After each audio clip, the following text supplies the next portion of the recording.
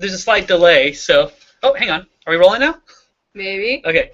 Hey, if you can see us, type that you can see us in the little comment box. But, yeah, if you can see us, hey. Hi, I'm Kaylee. And I'm Justin. I write a little bit of personality, and this is my INFJ. He writes more often now, too. He just did a bunch of videos for us, so check those out on the same YouTube channel. Okay, starting over there now. It's like we're live or something. Woo. How big's the delay? Okay, big, good. apparently. It's starting. Okay, we have there's it a going on the delay. other computer. Yeah, we're checking, and it looks like it's just now starting for the rest of you. So we were in the future for a second there. I might have to minimize that so that we're not too distracted. I'll be like over there looking at myself. It's just at the beginning. We're getting a roll on our first. I keep looking down at the screen. First attempts at getting it working. Hi. Yeah. So this is our first time doing this. Slight delay. So. Whoa! Oh, feedback. Okay, it's making sound. Turn that off. It's not this one. It's that one. If you can see us, type that you can see us in the little comment box. Die. Or just mute it.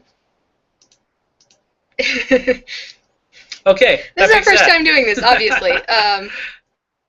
Oh, we got a... Yay, people are commenting. Good first question to start off with is, how are you guys feeling today? That is a great question. I'm feeling good. I'm feeling a little bit nervous, because this is the first time we've ever done this. How are you feeling? Feeling good, feeling a little tired. March has been a busy month. Yeah, in a good way. Busy, in a good way. We're looking forward. Next month is supposed to be a lot more relaxed. So looking forward to that. But yeah. How are you doing? Now, there's going to be delay, so we're going to have to wait a while. Like, wait 5 minutes to see how you're doing. Hear our answer and then ask more. In the meantime, though, you could start off with some of the other questions we have. Yeah, it's funny seeing the delay down on the thing. Okay. Yeah, so we'll get the hang of this. We'll figure it out. Okay. I've gotten a bunch of questions about type heroes.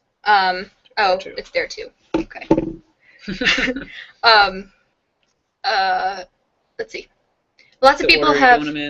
Yeah, about the order in which I'm posting them. Oh, when are you gonna do this one? When are you gonna do that one?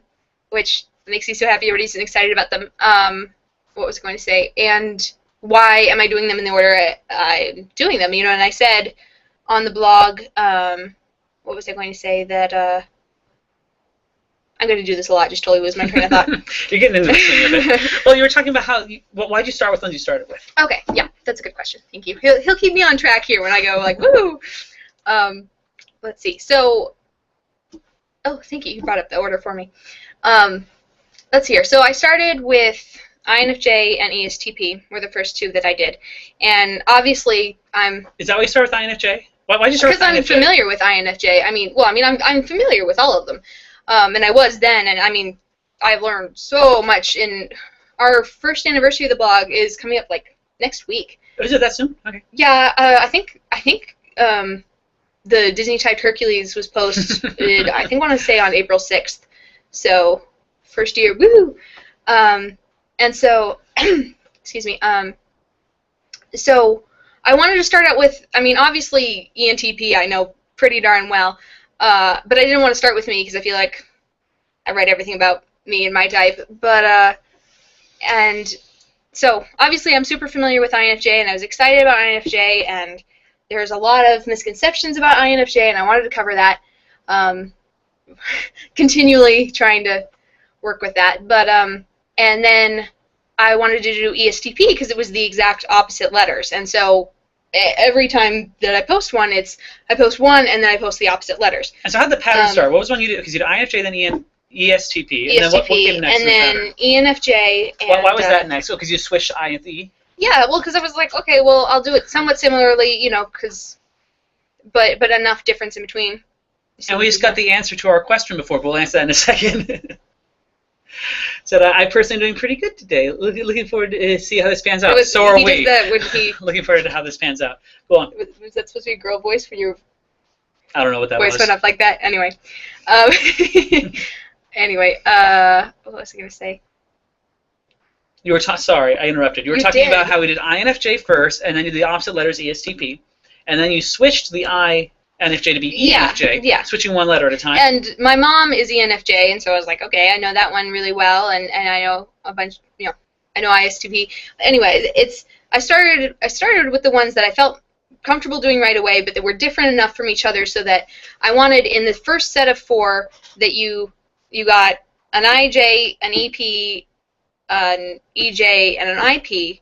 So we had that variety, and then I wanted it so everyone would have one that was just 1 letter off from them by the end. I think I did that right. Yeah. And so I figured, okay, we had that covered, and then I went back through and did the SN swaps of those ones. And so after INFJ, ESTP did ISFJ, ENTP. ENTP.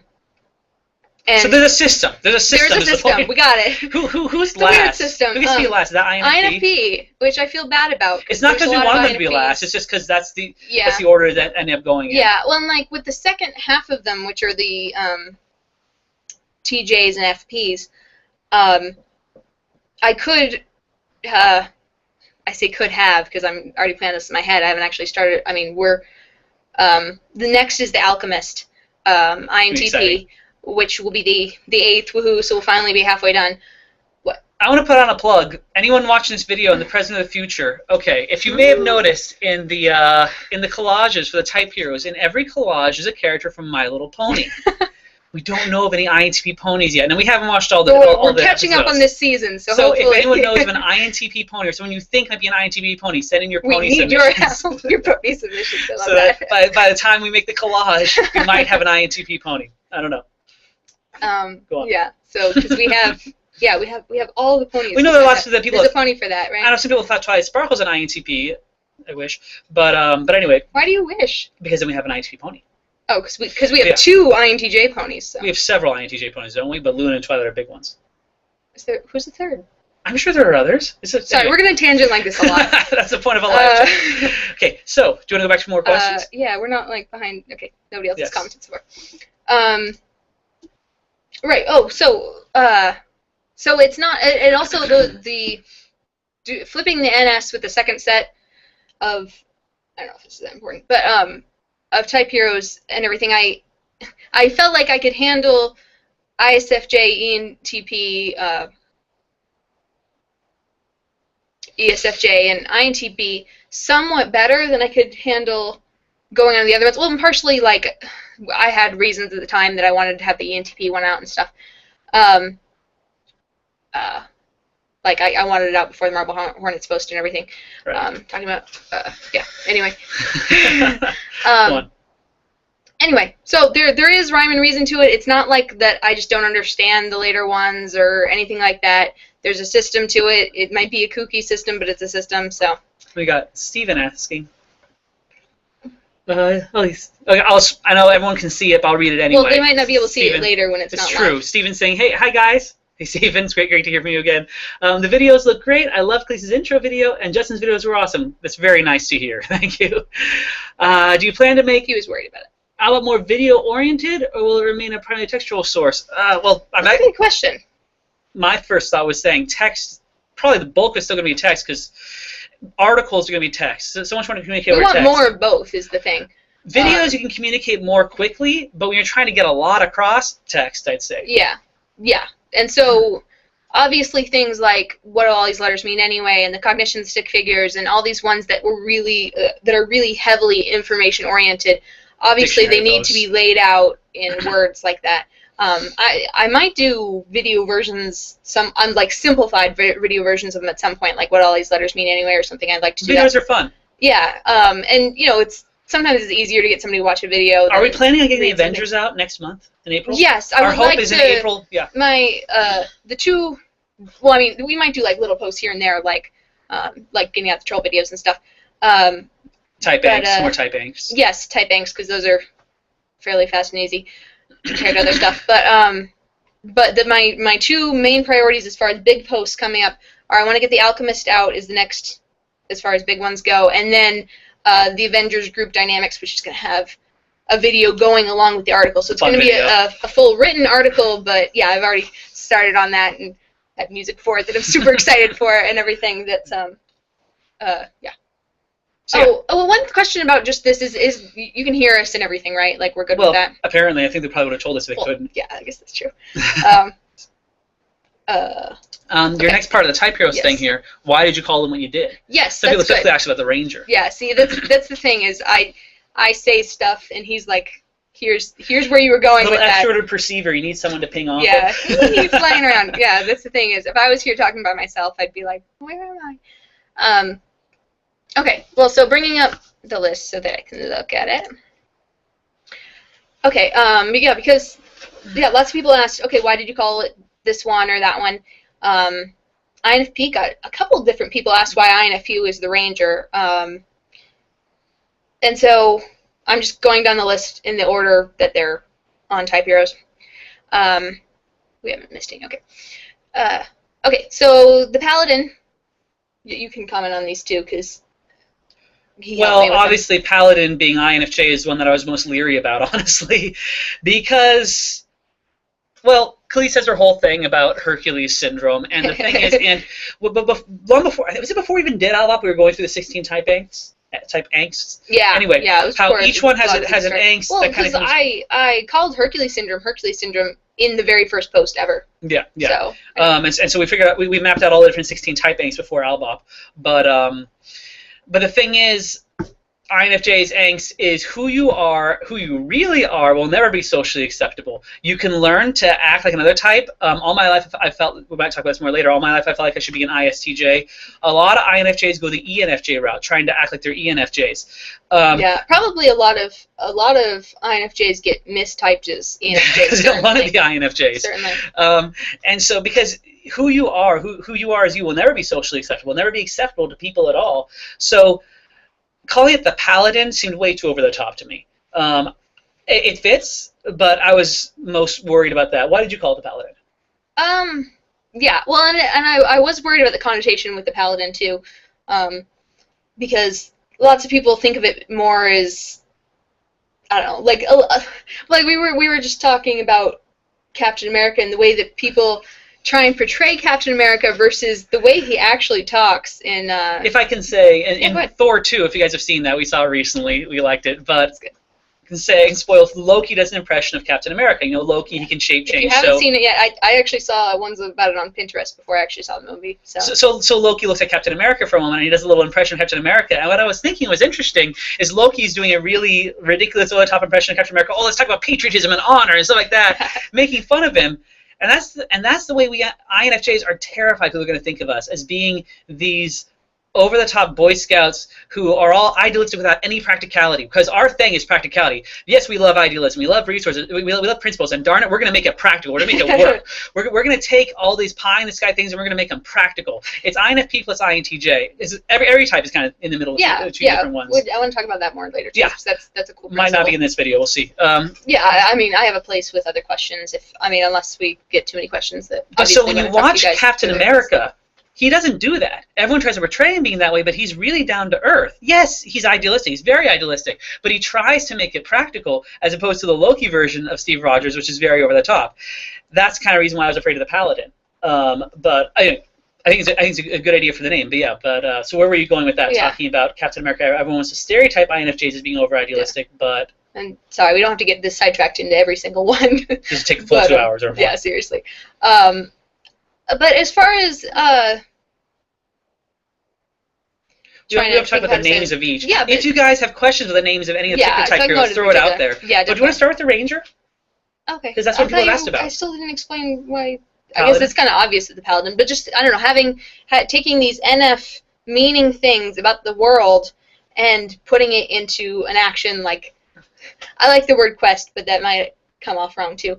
But, I'm very happy with the picture. The stick person picture, that was my idea. Not the stick people. The INFJ stick person picture was my idea. With anything with INFJ, I'm like, how would you want it to be? And then I hope that all INFJs would be happy with it. The Superman shirt, the Keep Calm shirt, I'd still be a little afraid to wear. But he has one now. I love the sentiment of it. Just can't let anybody else know that. But I like mine. I wear mine. I mean mine. Yeah. Okay. But okay, no more other comments yet. Okay, but so the Ranger, like, you could think of like a park ranger or something. That's not the direction that I was going with it. I was thinking like Lord of the Rings, like Dunedain. Did I say that right? Yes, Dunedain. And for those who aren't Lord of the Rings nerds, one, why not? And two, the Rangers in Lord of the Rings, Aragorn's really the only Ranger, right? He's the only Ranger we see in the movies. In the books, the Rangers are a big deal. It's this whole archetype that, man, I could spend 2 hours talking about that archetype. Yeah, but the point being, they're a better kind of man, a better kind of person. They're more moral. They're more idealistic in, again, good practical ways. But so the Dunedain Rangers not necessarily saying that INFPs are always that. It's yes. An archetype. They're a separate culture. They're what remains of a very beautiful, once dead, long dead culture. So in that sense, talking about the INFP Ranger as being this ideal, better kind where they understand this meaning, and yet they go throughout Middle Earth trying to secretly trying to protect everyone else and get no credit for it. Yeah, trying to build up and establish, not establish, that's more of a J word, but trying to support the meaning throughout Middle Earth and make sure that things go right behind the scenes and stuff like that. Anyway, and so especially this, it's, ISFP is the explorer, and so I wanted the Ranger is the end version of that. Well, whereas ISFP is enjoying the world as it is, perceiving the world for themselves as it is, INFP is a lot more exploring the world as it can be. So INFPs love exploring possibilities of especially, okay, words here are always difficult because I never want to get the wrong impression, never start oversimplification. We understand what we're talking about. It's coming up with words that don't misconstrue it. But INFPs just love exploring thoughts and possibilities, and INFPs are supposed to be philosophizing in a sense. And I mean that in a positive way. And so the stick man was also my idea for that one. The guy holding the bow and arrow with fire on the end of it, lighting the world. Well, and that's their T-shirt is keep calm and light the way. And there's so much they're supposed to ask the questions for people to answer. They're supposed to say, well, what about this meaningful thing? What about that meaningful thing? And get others to look and explore meaning more and see all the sides of meaning in that way. As an INFJ, if I can say so, and I hope I'm not wanting to upset any INFPs, but as an INFJ, kind of the way we interact, me and INFPs, is INFPs ask questions I would never think to ask. INFPs explore philosophical possibilities that would just never occur to me. They're great at asking. INFJs, just the J version, like I mentioned in one of the videos, the JP difference makes a big difference. But INFJs are great at providing answers and practical answers to those questions. We really are, and I want to be able to share more of them. But INFPs ask the questions we never think to ask. And so you really need both together. If INFJs try to do all the question asking, we kind of stay doing asking the same questions over and over again. That's a good point. Like a lot of people in general have asked about JP and wanted to understand that more. So I'm going to go just quick side tangent, about this, because we probably end up talking about it later anyway. Is that's a big thing for JP, and I know that's a big deal in our relationship as far as if I'm trying to give a good example. He'll keep doing the same thing until she'll come up with a better way. And I'll be like, oh, why didn't you just do it this way? And he'll be like, I just didn't know I could do it that way. And something that will probably seem really obvious to me, and because I'll be doing really good at being driven to get it done efficiently in the way I know. Whereas I'll be being very efficient about the way I know, even if that way itself is rather inefficient. She'll come with a better way that I wouldn't have thought of. Like, oh yeah, now I don't want to oversimplify that into the only difference between J and P or anything like that. No, but that's a big difference is J's are more about directing and planning and those type of things. And anyone can get good at anything. It's just where you start from. Yeah, and our focus more, our overall. I mean, I'm good at making plans, and he's good at exploring options, but yeah, that is a major difference between J and P. No, I'm sorry, we've gotten a little behind. It's okay, we answer some of these questions, and we'll talk more. I hope that was a good enough description of the Ranger. This noble race, so to speak, the Dunedain Ranger and Lord of the Rings, lighting the way for everybody else, coming up with the new ways of it. We're pretty certain Thomas Jefferson was an INFP, if you recall. Reading about him and facial typing him and everything like that, he seems, if you want to see an INFP, look at Thomas Jefferson. Really asking a lot of the great questions, but he and Alexander Hamilton like to butt heads about the answers a lot. We're not sure. We don't know what. I don't know what Alexander Hamilton is off the top of my head. I'll have to look. But anyways, we got a little behind on questions. But yeah, that's the Ranger. That's why I call INFP the Ranger, because they range about. Yeah, we were behind. They range about lighting the way for everybody else in new ways other people might never have thought of. Okay. They're really, in a sense, I would venture to say, of all 16 types, INFPs are the best. Naturally the best at asking questions about what could be conceptually. Yes, absolutely. In a meaning questions. Way, whereas INTPs would be in a use way. Yes, so philosophical questions as opposed to Yeah. Okay, so we're behind on comments because for some reason it didn't update. All right. We're very sorry. We got this one question. Yep. Said, hi, I was wondering how your personalized personality typings were going. I'm looking forward to having the chance to write my own. We're looking forward to doing it. Sorry, like I said at the beginning, March has been kind of an intense month. We sold out in the first few days, and we're almost done with all the ones we got. Yeah, we have like 2 left. I think it's okay to say that we have 2 left. Yeah, and one's mostly done. The other one's going to be done really quick. We were planning on finishing it this weekend, but then with this and everything. And lots of other stuff going on. Yeah. We're hoping that in April, actually, we'll be able to get more done. We're going to change up the system a little bit. We're hoping we'll actually be able to get more done. We're very sorry. We're going to release fewer at a time and then knock those out and then, knock those out supposedly. Yes. We're very sorry about the wait. Yeah. And for anybody who sent theirs in before we started doing... We're going to get back to you, too. Yeah. Before we started doing the Miss PDFs and everything.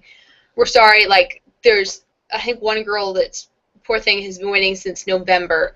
I think it was November or December. Well, yeah. It was a bunch in December, and I feel so bad. Yeah, but we haven't forgotten, is the point. No, it's been really exciting doing it. It's been really great. The average PvP, though, has been 12 pages or so. And we love doing them, but the thing is, we want to do them good for you guys. We want to do them well. So that's why it's taken a while. But yeah. So we're looking forward to opening the store up again really soon, hopefully within the next week or so, ish. And but yeah, we're going to release fewer at a time, and I think in April we'll be able to get them out faster. Well, I mean, and we're getting this started. They're getting started, and like I had to. I mean, it's not that hard, but I have to make all the buttons and stuff like that I mean, I know that's not a big deal compared to actually writing it, but it's nice that once like. The ones that we've already done, now we have the buttons for those, so then it's like, okay, we can zip that with it, and, so then it's just the writing, which is the harder part anyway, but whatever. What other questions do we miss here? Another one, I've been pondering over this for some time, and I was wondering if there were tactics, so to speak, these types capable of using to relate better to other types. Ooh. Oh, that's a great question. Second, and there's another one. I'll go down. Okay. And then another question about ESFP versus ENFP. Oh, it's another really good question. Okay, we'll get to that one next. Or should we do the ESFP and ENFP one? Because that one has to do with longer. Well, and this one's about type names. Go for it. He was saying. Okay. Insofar as the type name. Okay. Okay. So the standard bearer versus the morale officer. Don't do that. Okay. Sorry, getting my thoughts together. The standard bearer, again, with the difference between NF and things are vibrating. NF and SF. NF is about the meaning in the context of the whole, and SF is the meaning in the context of the moment, especially. And both are important. Both are essential. And I just want to say, as with all the letters, these are simple little things that have all these complex application effects. So that's not the only result of being NF or SF. That's just a good overall. Yeah, and it reflects in the title is where I was going with that. Yeah. It's not the only difference. But okay, so then as far as and then the EPs are about individuals as whole entities. And so both of them are about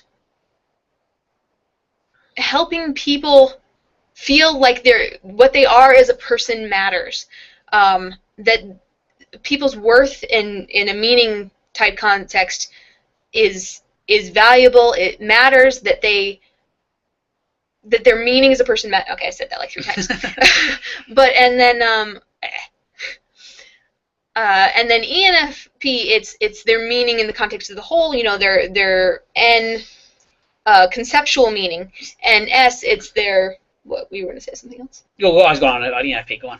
And S, honestly, it's their meaning in the moment, which I think SFs are very undervalued for that, where that's so important how people feel about themselves in a, am I messing this up? No, this is perfect.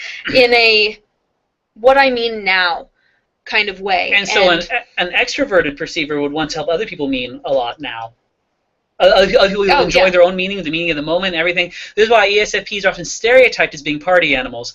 We know some very quiet ESFPs, but the thing is, even the quiet ones care a great deal. Yeah, I thought they were eyes and stuff, because thinking of the social connotation of the social extroversion is the same as psychological extroversion, yada yada. But we've known. Yeah, but anyway, ESFPs care a lot about helping everybody else enjoy the present in a sense, and I don't mean that in a shallow sense. I mean get the most out of it. Whereas ENFPs, and feel like they matter is a huge part of it. ENFPs want people to be everything they can be in the sense of the greater context. So thus, the standard bearer waves their flag high to get everyone else to come up and be a hero too. Yes. Standard bearers are great at trying to help everyone else be a hero. But what were you going to say? Yeah. Well, I was going to say, a big differentiation between SP and NP, and I talk about this in Optimism, Pessimism, and what we do about it.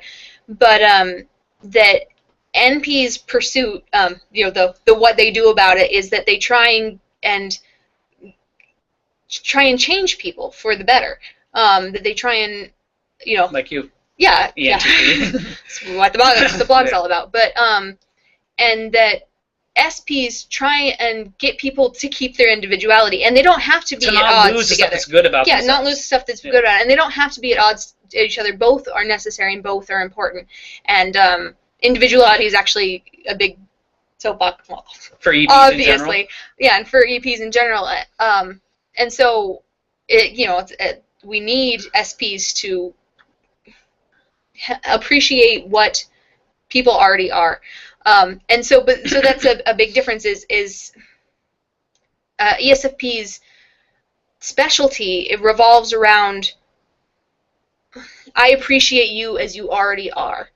And I want you to also, yeah. Stereotypically speaking, this is just to sum it up, let's throw a party so you can appreciate you. Yeah. That's the stereotype. My point is, let's do what we can to help you appreciate who you are. Yeah. Help everybody appreciate how things already are, how you already are, how we already are. I was going to say one of my favorites, and obviously because she's the type hero example, which, some of the type hero examples, honestly, in the 16 graph, honestly, aren't my favorite of that type or anything. But one that really is Kaylee from Firefly, that she's just like my favorite ESFP ever. But she isn't vapid. She's not, that she cares about these people, and she cares how they feel about themselves and all these different things. So that's the morale officer, as far as I want you to feel good about you, whereas the standard bearer is, look, we can do this. And look what you can become. Yes, exactly. Look, standard bearers start up because EPs want to help. EPs looking at everyone starting with themselves. So standard bearers have this incurable desire to be a hero, and they should, and they can be, and everyone can be. That's kind of the idea of type heroes. But standard bearers have this special way of this. They're kind of intoxicated with the desire to be a hero, and but then if they can help themselves grow up to be a hero, then they also want to build everyone else a healthy standard bearer. Help everyone else grow up to be a hero also. So they stand up on that hill with their standard. They're so great at appreciating. I mean, both are great at appreciating everyone else's individuality, and both of them can feel down on themselves because they don't appreciate their own individuality enough. That's common with EFPs. But anyway. Okay, so now sorry, we spent a long time on that. No, it's good though. Good stuff. Okay, so the one about tactics, so to speak, how each type is capable of using to make to relate better to other types. Really good one. And then another one which may or may not be able to tie in. Can you talk briefly about how each type can gain confidence with the INFP? Ooh, that's a very good question. That's a really good one. Should we start with the tactics first? Okay. And then so the tactics start with how types can relate better to other types. It's shift around their seats time. I have some general thoughts on top of my head. I was thinking more about the second question. Okay. Well, we'll start with the tactics one first, though. Yeah. No, go ahead. Well, somewhat generally, how oftentimes the best way to handle things that are hard for us is to. Well, it's simple to say go to your first cognition step, but what does that mean in practice? Yeah, that's pretty much always.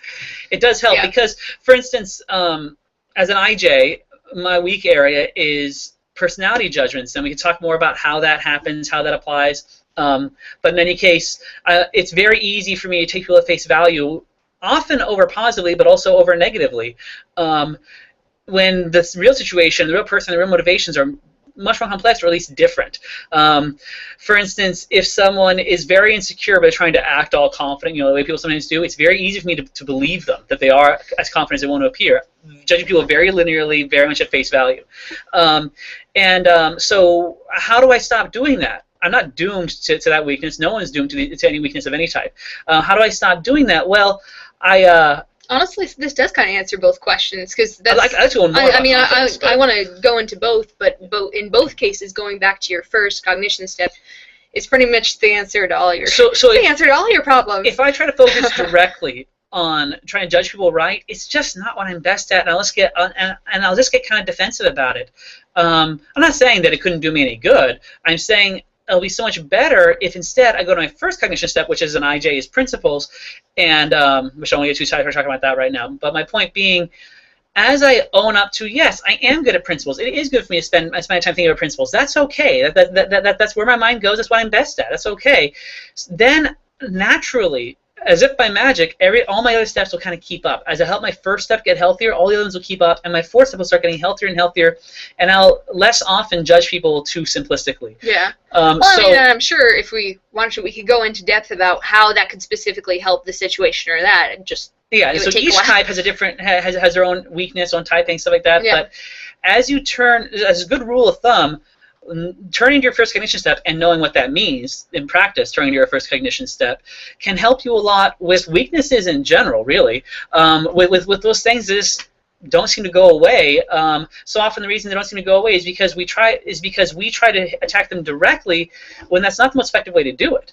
And so going to our first cognition step for an IJ principles, and we could talk, if you guys like, we can talk more specific about how to applicably do that. Yeah, I guess if you've read the blog and if you even know what cognition steps are, then you probably know what your first step would be. But so as you get more secure in your own type, I don't mean in terms of being insecure. I mean, as you get more steady in your own type, as you get more, as your weaknesses aren't pulling you down so much, as you get more standing up steadily, then that's one way, just one way, that it'll just become kind of naturally easier to understand other types. So the other types won't seem so alien to you. You'll start to be able to see through their eyes, see that they do think very differently from you. They're coming from a totally different place from you, and yet you can understand it. Yeah. That's not the only thing that I want to say about how to better understand other types, but that's one thing. Getting stronger in your own type will help you just naturally better start seeing through other people's eyes without realizing it's easier. I was going to say, too, that, that is very much, that you have to start from, we'll go into this, well, if we get to that question, then we'll go into this more later, but how much you have to start from your home base to overcome your weaknesses. That this may sound counterintuitive, but yeah, it really does work, that if you start from your strengths and use your strengths to strengthen your weaker steps, then you can gain the strengths of the other types, but you can't do that. The thing I like to say start from home base is it's hard to gain strengths and it's easy to gain weaknesses, right? It's hard to lose weaknesses and it's easy to lose strengths. So if you try to gain the strengths of another type, like I mentioned before, my whole life I felt like I need to be an ISTJ. So trying to gain the strengths of ISTJ without first mastering my own type, I'm not going to be steady enough in my own type to gain the strengths of an entirely different type yet. My weaknesses I haven't dealt with in my own type, and so those are just going to stay there undealt with, eating at me. So the weaknesses, my own weaknesses are going to get worse. And so in trying to be ISTJ, for example, without really mastering my own type, all I'm going to do is kind of a parody of ISTJ, because I'm not strong enough in my own type to really see the world through their eyes. So I'll try to mimic them. What that means in practice is I'll incur the weaknesses of their type very easily. That's easy to get the weaknesses of another type without the strengths. And the weaknesses of my own type will get more without my strengths being honed. So I kind of get to have the weaknesses of both and the strengths of neither. Yeah, well, because you can't have your own strengths if you're trying to not be you. Yeah, because you won't exercise them. So you see this happen all too often when someone feels the need to be another type. They kind of get the weaknesses of both and the strengths of neither. But if you can know how to play to your own strengths, build those up, then once you're steady as your own type, then yes, you can start. Well, just kind of automatically you'll start branching out into the other types, and you'll still always be starting from your own type. You'll still always be starting from your own home base. But which brings us to the question of, do types change over time? That's another big one we'll talk about. It's been asked several times, and so I know I need to answer. You'll always be starting from your home base, but you'll be able to gain the strengths of any type gradually and somewhat automatically as you get the strengths of your own type first, as you get steady and stable there. But if you try to branch out other types first, your own weaknesses that you naturally have will not be dealt with, and they'll just get in the way of everything. So hope that came across clearly enough. More about tactics, how they can relate to each other, though. Relating general to each other. Stuff, very, very general stuff, is the kind of simple answers you'd expect. Honestly, be a listener. be willing to listen when other people say things that seem totally wrong to you. If another type really, really bothers you, for one thing, recognize that the people who are bothering you might not be the best examples of that type. You might have an angst against a certain type. You might have an angst against INFJs, say, and perhaps the people you met either weren't really INFJs, or the people who bothered you either weren't INFJs or were not healthy INFJs. But anyway, just various things about be more understanding of people. I know that's very, very general. I mean, and honestly, I know that when someone is mistyped, it's likely that you'll like them less as that type than you would if you knew their real type. Like if they're trying to be another type, it's like, that's a bad example of that. Well, they're not really that type, and so they're not good at being that type. Yeah, yeah. So as far as tactics to do to better. Give you an example. Oh, go for it. Is that okay? Yeah. I give you okay. Well, like, Katy Perry. Is that okay example? It's a great example. I thought Katy Perry was an ENTP for a little bit. Like a lot of people probably do, don't they? Yeah, we started doing facial typing, and I was like, wow, maybe she's just an ENTP with really bad mega mind complex. I like a lot of her songs. That's not but you know, and there's days that I want to go out with candy on my anyway. But anyway, when I thought she was an ENTP, I was like, ugh.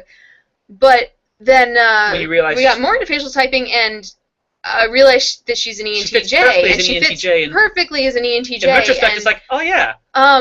And so honestly, if she acted more like an ENTP, ENTJ, if she wasn't trying to pretend that she was a P, I would like her a whole lot better. She probably seemed like herself a lot better too. Yeah, exactly. But she's very crusadery about like. This makes me want to go into the question about do these things limit people or not? But that's another big one to go into. But we have these questions right here. Yeah, I was like, I typed up notes for that too. I'd like to give more tactics about how types relate to each other, and we're not going to answer them all here. It would be cool to think about more and do videos or posts about that. But I'm trying to think. I'd like to give a couple more tactics here, though, about how you can better relate to other types.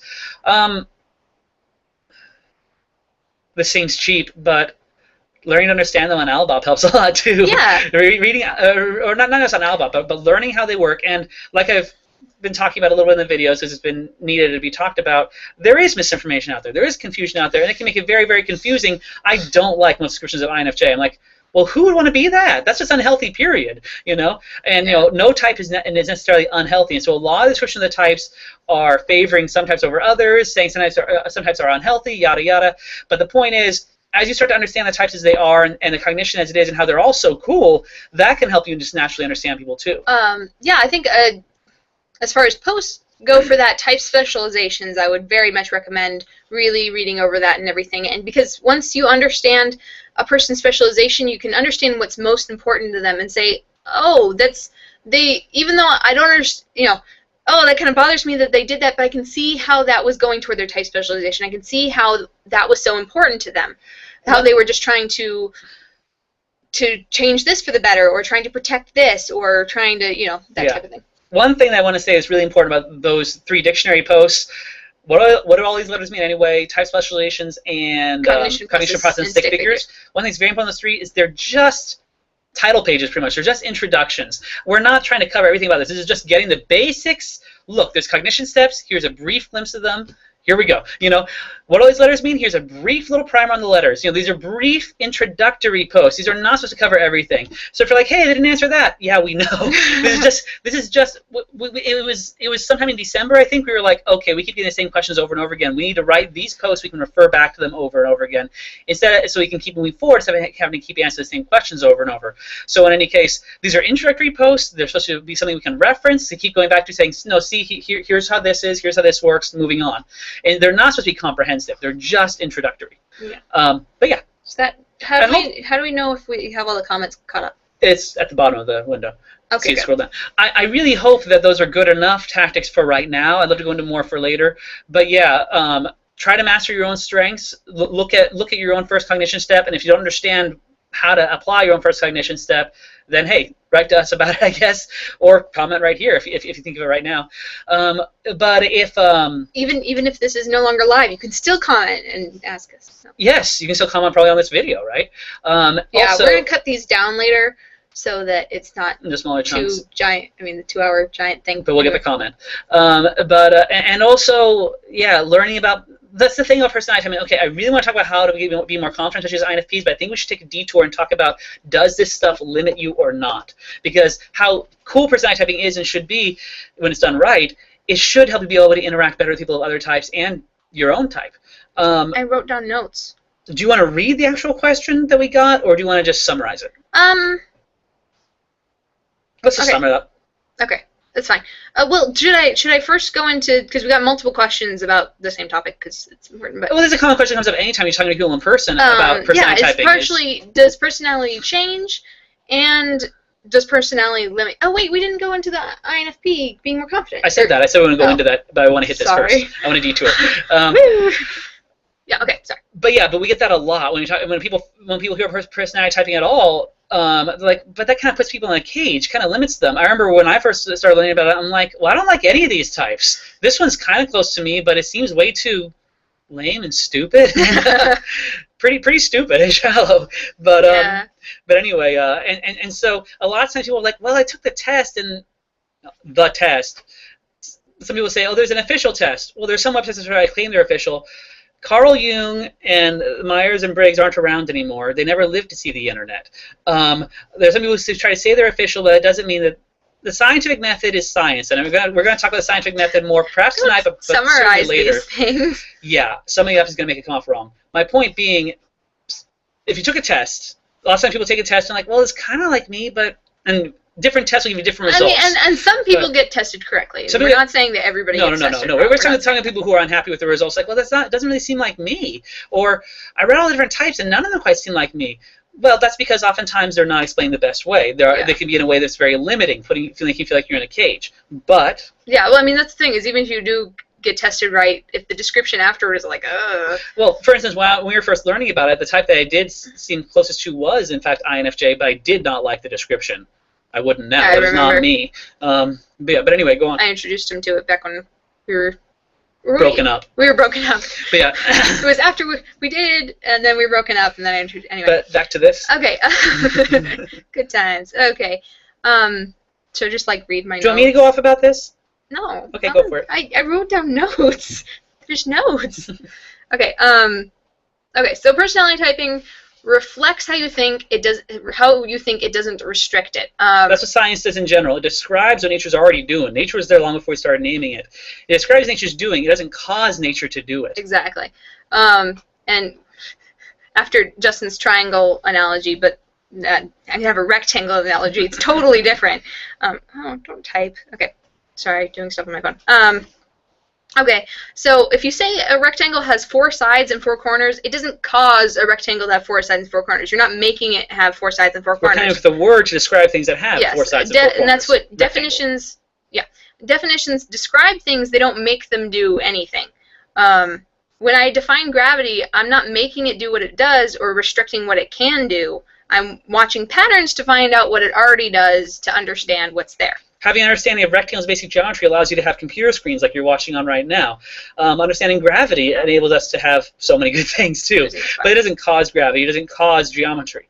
It describes it so we can understand it and use it. That's science. However, not just in personality typing, in lots of areas of science or pseudoscience, people do start to fall into the attitude that we can cause things to be what we say they are. Theory is supposed to describe nature, not supposed to try to tell nature what it is. Yeah. So, yeah. And so, I was saying, So the main thing is we want to hit both sides. That it doesn't restrict you, but it does. If it's really psychology, then it describes accurately what's going on. It doesn't say, oh, you can't go outside this box. And shows you how to use it so you can go outside the box. Because without psychology, you would likely stay inside a box without even realizing you were staying in it. So once you know the tools, once you know what you're working with, once you know what nature's already doing, then you can know how to use it and break the bounds that would normally be there. Like you talk about flying in your notes here. Go for it. You're spoiling the notes. They're good notes. I wrote these today. Okay. So your thoughts and actions are the physics of your mind. You know, psychology is the physics of your mind your thoughts and actions, are the effects of the physics going on in your mind that works like any other laws of the universe. Your physics, your mind is governed by laws just like anything else, you know, that you don't have a thought that just pops in from nowhere. I mean, it might feel like you do, but it comes from somewhere. And, you know, if it comes from information that you've gotten in, and then your mind processes that in a certain way. So as you describe the cognition steps, personality types, it shouldn't be like, oh man, I'm feeling more and more limited the more they describe this. No, it should be now I have tools to work with to go on and grow to be more dynamic than I would have been without knowing those tools. I want to talk about the thing about flight. Okay, you can. Oh no, I want one of us to go on. I don't know. You can summarize the notes. Read your wonderfully written paragraph. Okay, should I just read this right from the thing? Okay, noticing the effect the letters have on each other and on your cognition is no more out of our jurisdiction. As people. Yeah, as people, not just like us, but like people. The noticing the relationship between gravity, noticing that the relationship between gravity and mass causes weight. It's not saying, hey, you better cause weight, you know. I'm not restricting what your mind does by observing it through. I was answering a particular question, that's why it was your mind. But anyway, by observing it through your actions any more than I restrict the decisions of gravity when I drop a watermelon off a roof and watch it splat. Yeah, so I'm going to summarize a little more though, saying that you said to read it. I did, and you did great, sweet one. Saying okay. So she says here, I'm looking at her notes that she wrote, we may at first hate gravity, feeling like it restricts us, not understanding that we can make use of it, like we were talking about just now. So as you come to understand something, whether it's gravity or your own mind or whatever, you can know how to work with it and overcome its natural barriers and drawbacks in order to take flight, like going against gravity. And so the whole mentality, if man were meant to fly, to have been born with wings, kind of has, as we understand gravity, and lift and drag and stuff like that, then we can take to the air without having been born with wings. In the same way, sometimes the attitude creeps into personality typing that, well, if I were meant to be nice, I wouldn't have been an IT. That's not the way IT works. We've known very nice ITs. Exactly, very much. But it's like, well, if I were meant to be practical, it wouldn't be such and such a type. Or if I were meant to be this, it wouldn't be this type. No, anyone can be anything. And or being down on yourself. Oh, if I was meant to do this, I would just have that naturally, you know. Yeah. If I was meant to be likable, I'd be this type or that type. No. Yeah. These things are supposed to help us go past limits. Just like understanding gravity doesn't make us say, well, stink, I had a dream I could fly, but now I learn about gravity and it limits me. No, learning about gravity and lift and drag can help you no longer be limited and make you the right those airplane and take to the sky. Well, at the same time, you don't have to get rid of gravity in order to be able to fly. You don't have to say, well, I don't even want to have a type at all. Use nature against itself, like using lift. So yeah. So that's what personality typing is supposed to do. Yeah. It's supposed to help you get past barriers, not make you feel trapped in barriers. And I don't know if we ended up actually covering the question, and it was asked twice, so I really needed to make sure it's covered. That does your personality change? The answer is, over time or throughout your life. The answer in short form is no, but you can certainly change entirely what you do with it. I mean, that's the way your mind works doesn't end up. Now, we used to think very much the opposite of this. When I was first starting personality typing, I'm like, well, I'm not any of these. So maybe I started out as an INFJ. I can see when I was younger, maybe kind of sort of being like that, I guess. But now I'm kind of branched out trying to cover all of them. Well, that was because I was reading about a simplified stereotype version of all the personality types that talked about stereotype things they like and do and the way things they're normally good at and stuff. I wasn't talking about the way the brain works. And so anyway, I was like, well, I want to be good at all these things. Why can't I be good at all these things? And you can. So you can certainly have the strengths of all the type while still being your type. Or one friend we're talking to, I hope she doesn't mind us mentioning it, talked about how she thinks she was an expert as a little girl but isn't anymore because she was so much more outgoing and happy as a little girl, and now she's very much not. Well, let's go over again. That's not the definition of extrovert and introvert. We'll not go into that right now, but anyway. But yeah, so your habits can change, certainly, and hopefully they'll change for the better throughout your life. Your talents and abilities should change and grow. Your cognition is a tool that you have that you can always use to gain whatever habits and abilities and talents you want. But as you understand gravity and celebrate how cool it is, you can learn how to use it. As you celebrate your personality type, learn how cool it is, you can learn how to use that to get past barriers. So no, you don't need to feel restricted to be like, no, I'm sorry, you were born this and you're going to stay this. The personality type you are is because that's where personality types are, to put it simply, a result of where you naturally want to focus your priorities of thought. Yeah. That's where the cognition steps come from. I mean, yeah. I'm always like, I can write like 5 posts on this. Hopefully will eventually. Yeah. But yes. What it means about nature, nurture, and blah, blah, blah, blah, blah. So in short, your cognition doesn't change throughout life, but you can gain the strengths of every type.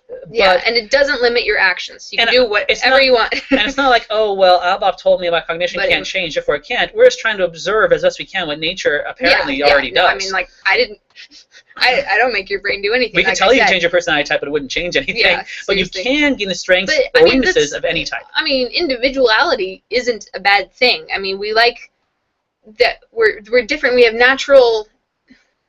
It's not about interests like, oh, I like baseball or whatever, but no, it's about, like, you know, like I wrote in type specializations, it's about where your main focus is pointed and those kind of things that mean the most to you, but I talked about that in there, so we don't have to. I hope that answers that question well enough, and if not, ask it again, as with any question. But I hope it answers it well enough, hope it clarifies it well enough, that your cognition is something that's kind of inherently you, that you can celebrate, but when we start thinking that personality types are all about just the strengths are symptoms personality types, not personality types themselves. The strengths and weaknesses, they're just symptoms. And we start of the cognition, we start thinking that those strengths are the personality type, then to say you can't change personality type means these are the only strengths you can ever have. You can never get any others, and that's not true. So there's no ability or strength or gift or anything that's outside your reach. But the way you cognate is something that you should learn how cool it is and celebrate, because that is. I do this first, and then in this method, and then I do this in this method, and I do this in this. You know, that your brain just does in an order. That's just what your brain does, and that's not. I mean, because they're all equal. Then why would you want to change that? They can each approach the same world from 16 different perspectives. And you can take in the whole world and get the whole thing of human experience and everything from any of the 16 personalities. So we hope that got across. If there's some way in which we're like, but what about this? What about that? So we didn't get across, then ask. Well, just briefly mentioning again, I know I've gone into this in all three of the dictionary posts, I think, but that's obviously your third and fourth step, you know, your shadow functions, they call them, and all these different things.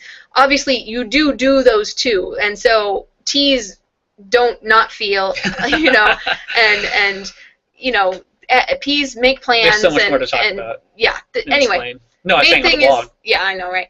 But the main thing is, we've gone over that, so don't say. Nobody can say, oh, well, you're just saying that I can't be this or that. Anyway, yeah, we answer as best we can, and we'll go into it more in posts and videos. Yeah. This is the kind of stuff that'll probably be good for videos, just a short principle to get across. In any case, one thing I also want to say about questions, there's no, you know, I always say there's no such thing as a bad question, as long as you really want an answer. But if someone's just trying to trap you or trip you up, then there's no such thing as a good question of those kind. You're just trying to trip someone up, but you don't want an answer. Yeah. When if someone gave you a satisfying answer, you'd be like, so I'm only bringing it up to say I've been talking about these videos of troll tactics. I don't want that to deter anyone from asking sincere questions. Ask whatever you want. And if it's like, well, you know, we addressed this in this post, then fine. We'll let you know we addressed it in that post. That's kind of why those posts are there. You know, and obviously with the PPVs and stuff, sometimes I just don't get back to a question. Right away. I mean, I'm saying, especially, and we're trying to do videos like this so that we can answer a bunch of questions that get asked over and over at once. You know, so if I don't answer you right away or something, then don't be offended or something. So on to being confident. Right. Yay. The thing about going to your first connection step will help you be confident. Should we focus on INFPs a little bit as an example? Sure. Then I was looking at first connection step about your specialty. I mentioned before, and I'm really afraid about talking about these things too quickly and simply. Going into a whole post helps you avoid a lot of oversimplifications, hit things from both sides a lot better. But I don't want to come off the wrong way. How INFPs, I would think, of all 16 types, are the best of the 16 types of coming up with philosophical questions that no one else would have thought of before. Yeah, well, I mean, IPs in general are the question askers, and then meaning, which, you know, I come up with words for stuff, but that's why I'm saying philosophical.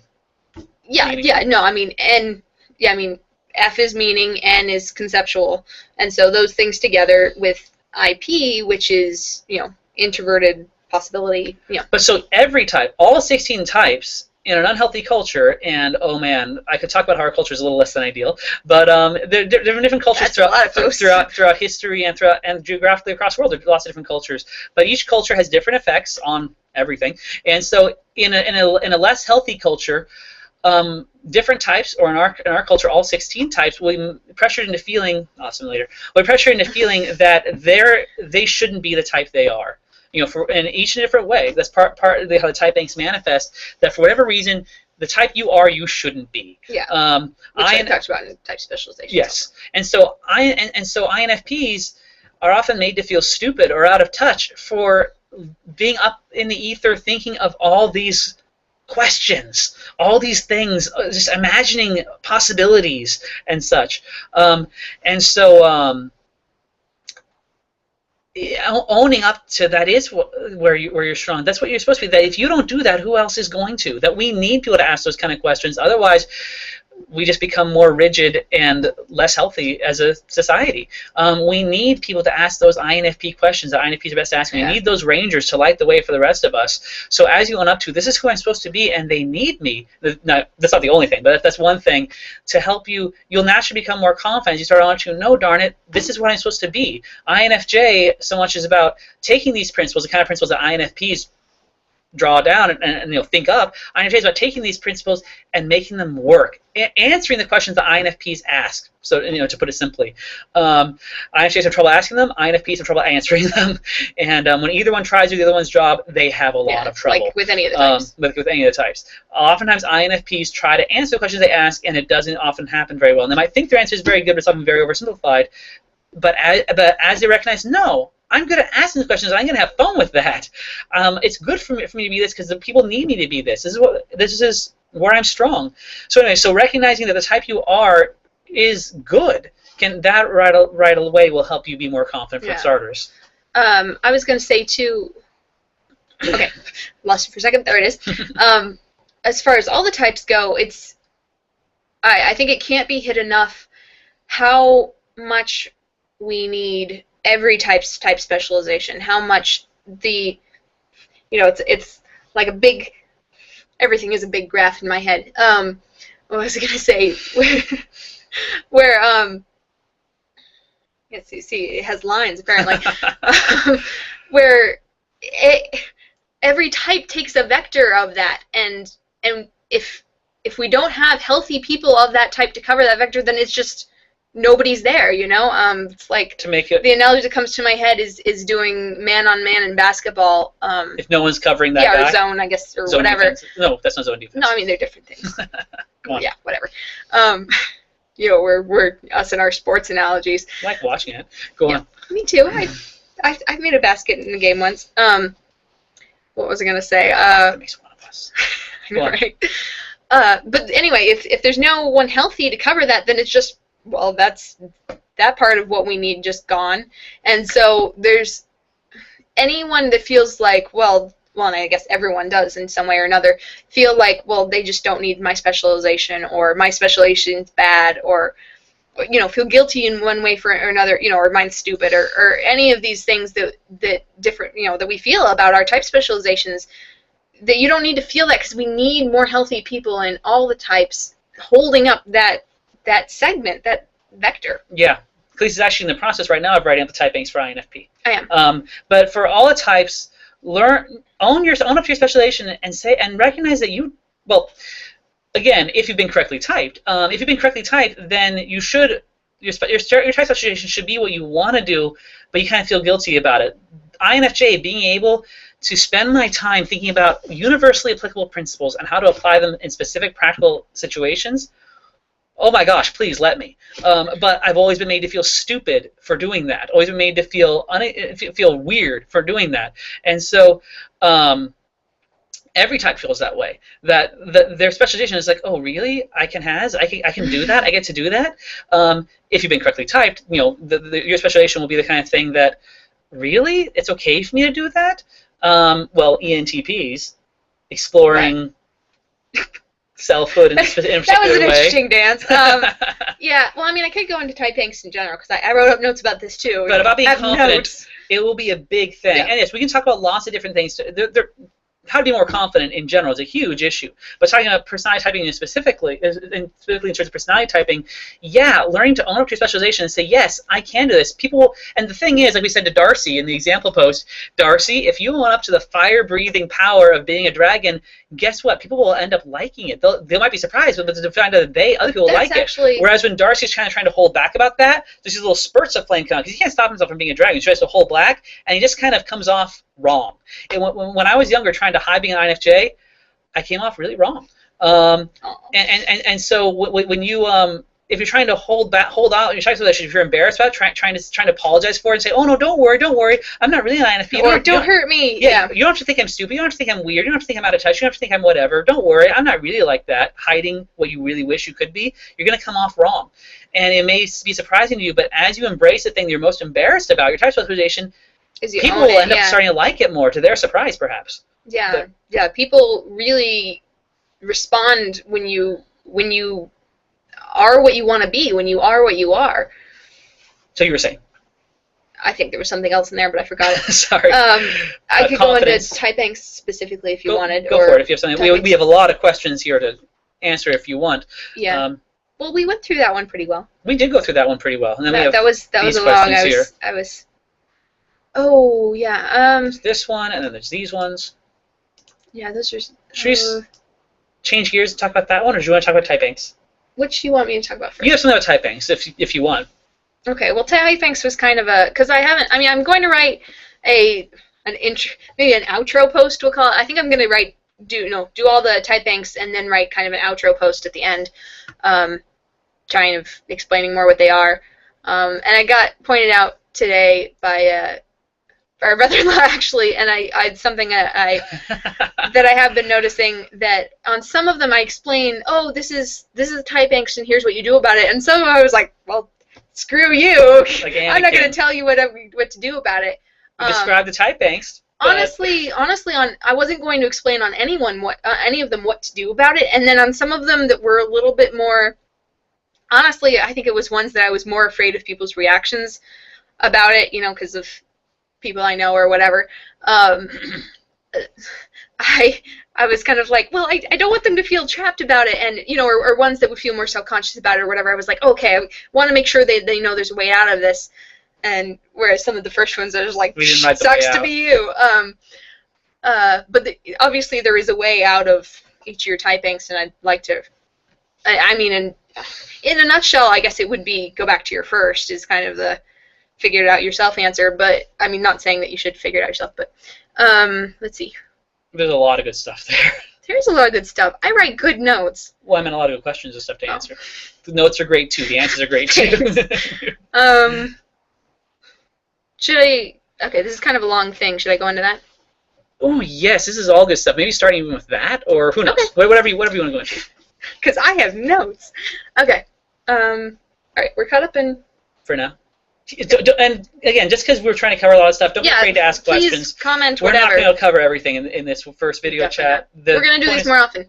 We're looking tentatively at doing the next one 3 weeks from now on April 19th. I say tentative because we want to find out what's a better day for everybody. Darn, I should have said it earlier. But if you're watching this, either if you're watching this now or if you're watching this post, whatever, give us a comment about when would be a good time, like daytime, whatever, time zone, whatever, to have one of these, because we're worried that, like, I thought this was going to be a better time because we have kind of an international audience, and I think it might have been a worse time for everybody. It's like just a crappy time for everybody. So tell us what time is good for you guys. Okay. These ones here are just a general topic about either being disappointed in being the type you are, or envying another type. It's okay if I'm going to go off notes, because I write notes. Okay, so a friend of ours who's an ESFJ, you're all my friends, but this is somebody we know in real life. Which we can, yeah. What? Sorry, I'll talk about it more later. Go on. What? Oh, it's cool getting to know everybody. And she's got her Twitter, and we like being able to hang out and talk to people. And even though the PvPs, those are in-depth projects that take a long time to reply, it's cool talking to you guys. And I actually am on Twitter. I haven't tweeted yet. But yeah, it'll be cool to be able to tweet and talk more and stuff. You should get your Twitter going so that people can talk to you. Yeah. It'd be cool. He's cool. Sweetheart. I like him.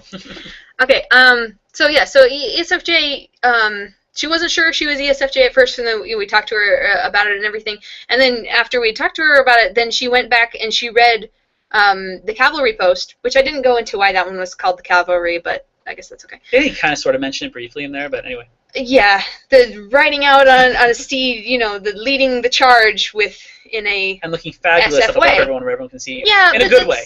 Yeah, which we like that side of ESFJ, but not all ESFJs a like lot of that ESFJs, side. like I was saying, everyone feels guilty for being their type, and a lot of ESFJs feel like, oh, that means I'm shallow and stupid. Yeah, and it's not. ESFJ's type specialty is about their group and how they feel in the moment, which isn't a shallow thing. It's an important thing. It's a lot about showing their group how to, or not just in the moment, but the current of their group, I guess, is not just in the moment. But. George Washington, who was not an ESFJ, I don't think anyone said that, I'm just saying. George Washington was not an ESFJ, was a diva. ISTJ, is that what you said? Yeah, George Washington's very ISTJ. But he was a diva very intentionally, the way IJs can be sometimes. He was very careful.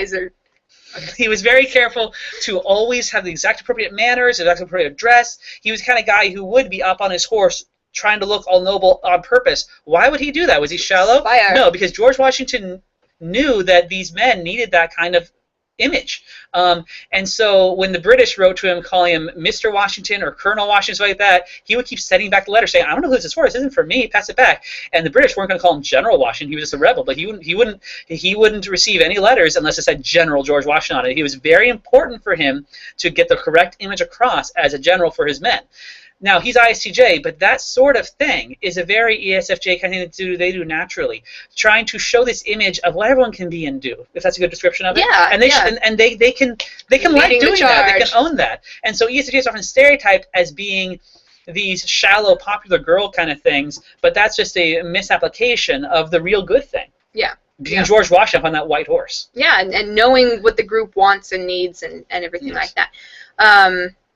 And so, yeah, so a friend of ours liked the description of the post that I had written, but she wasn't a fan of the examples, because she felt like a lot of them were shallow or whatever, and we didn't think they were all that shallow. That was pretty cool, but yeah, well, some of them are obviously, but there's bad examples in all of them. Yes, there are bad examples in all of them. I mean, unhealthy examples of an unhealthy version of that type in all of them. Yes. Yeah. What was I going to say? And somewhat, I try and find the most prime examples and everything, and I try and get a wide sampling of them and show different sides of them, but some of them I'm able to, just because of what our culture likes to write about and that type of thing, what kind of characters... In fiction, ESFJs are often not given the best representation. Yeah. So in a type hero post, drawing from fictional characters, a lot of the fictional characters are going to be, well, the fictional characters our culture has produced. And a lot of times our culture likes producing shallow ESFJ characters, which is not necessarily the same as in real life, nonfiction people. Yeah, we're super excited. Another reason, so many reasons to be excited about facial typing, but another reason is because then you can see more real life versions, and it's cool. Yes. And there's a lot of actors and actresses that are ESFJ because it goes right in line with their type specialization. Should we mention a couple? But you don't have to. You can if you want. Well, I guess for one. and Billy Boyd are off the top of my head. Yeah. But I don't want to start. I don't want to start saying this person's that type and that person's this type. Because we're not backing it up with anything. Yeah, and then people jump up and say, "Well, how can you say that? Why? No, they're totally this type, totally that type." So we'll go into that later. Yeah. Anyways. Yeah. Okay. Not gonna go there. But also, I think it's a good general principle that a lot of times less healthy, or even not as unhealthy, characters of our own type can end up bothering us more than characters of other types because we see in them our own weaknesses stuff we're embarrassed about that we've tried to overcome. The stuff that we're like, oh, I don't like that side of myself. Well, you talk about how everyone wants to be Han Solo except ENTPs. Yeah. Well, no, I mean, I love Han Solo. And there's sides of him, and even Tony Stark. I mean, in some ways, I'm like, oh, I want to be Tony Stark. But in other ways, I'm like, oh, I wouldn't have said that there. Oh, I wouldn't have done that there. And your notes in ways here that have a bullet point saying, quote, being Han Solo isn't fun, period. Explain that. Okay. Okay. Well, because it's a lot of people want to be ENTP because, we are awesome. But But it looks a lot more fun on the outside than it does. It looks really like a lot more fun on the outside than it really is. You're skipping through my notes. Go for it. I had this in an order. What was I going to say? A lot of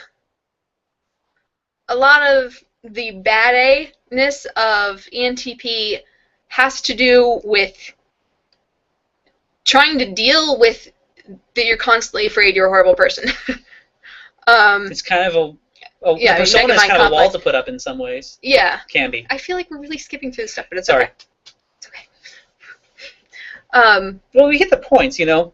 Well, I was going to describe we didn't hit these exact words, but we hit these points here. Actually, I wonder if this part's more important than the later stuff. Yes. Go for it. Okay, well, anyway, so going back to ESFJ, I hope this isn't, like, really crazy, going off and whatever. That's how live things go. With ESFJ, like, for example, they might not like their examples, but, like, Alice Cullen, I think she rocks, and from Twilight, and, like, I know my older sister is ISTJ, and I think she would... I know definitely like throughout high school, and I think still now, she would have like done anything to be Alice Cullen. You know, she wanted to be popular. She wanted to be a hostess and dress perfectly and just have it all together. She wanted to look like she had it all together, which I know a lot of ESFJs feel like they don't have it all together.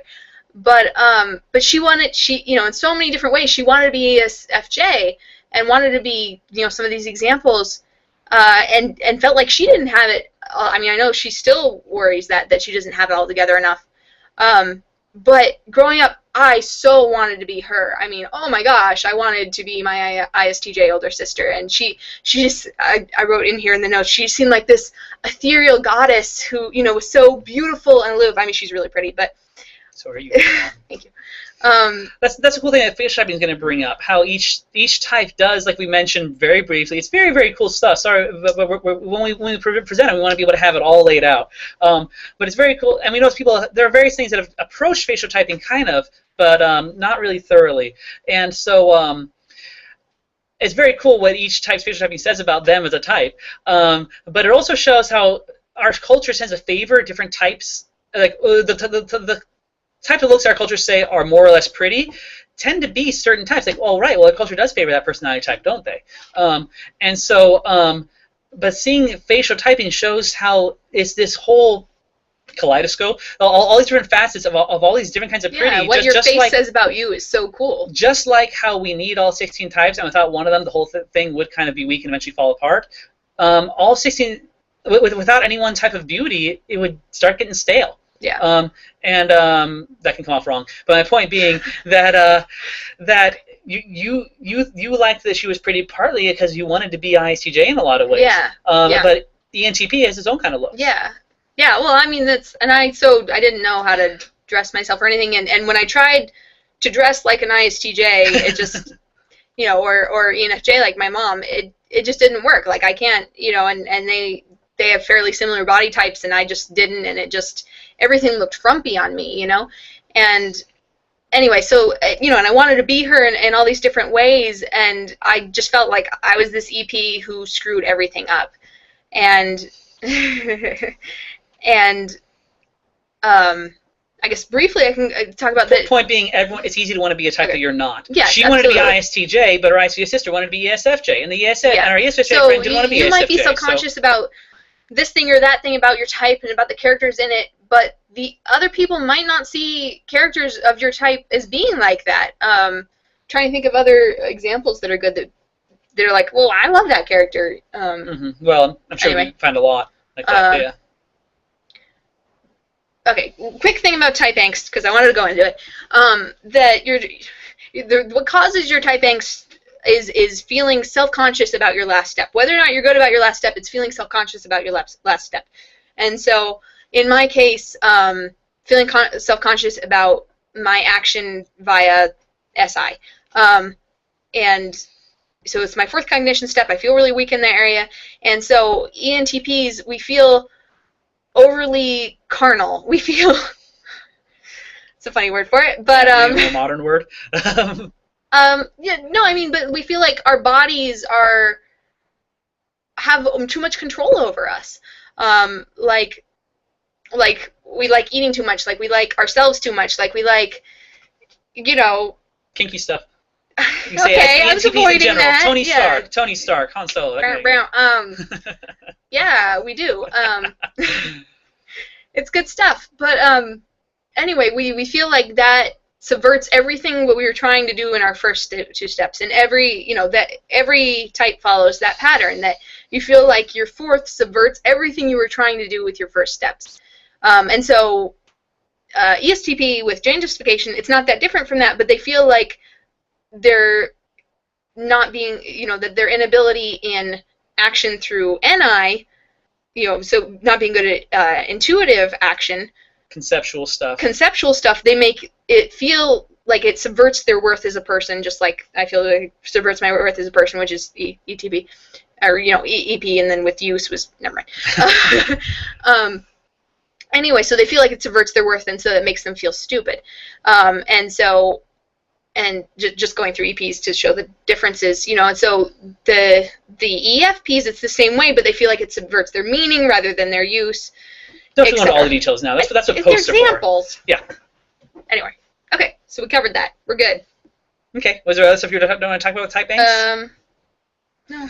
Okay, we have these questions here for a bit of change of pace. Has nobody been commenting? I think it's fine. It's fine. We have other questions to cover. If you guys want to, if one of you guys want to ask stuff, feel free. But I just want to make sure that it's not because reload the page. I'm gonna reload the page just in case you guys have been writing us walls of stuff, and I expect it's just fine. Oh, never mind. She's right and I'm wrong. Holy cow! I'm sorry. Sorry, guys. It didn't show us your questions. Okay. We're we have a lot to read. Probably seem like we're totally in our own heads over here. Let me see. Do you want me to read these? Okay. Scroll up a bit. No, there we are. Okay. Steven Sorry asked, about that, guys. do you guys have a method for typing characters? I'm trying to work on it, but it's been kind of hit and miss for me. Some I type correctly, some I miss completely. Do you have a process? Okay, that's one question. I'm going to read through all of these first. We're going to any of the others. And Rada says, it's occurred that while there are a total of 8 functions, it seems each type to focus only on 4 of them. For example, an INFJ's 4 main functions are NI, FE, TI, and SE. So we can talk about the other 4.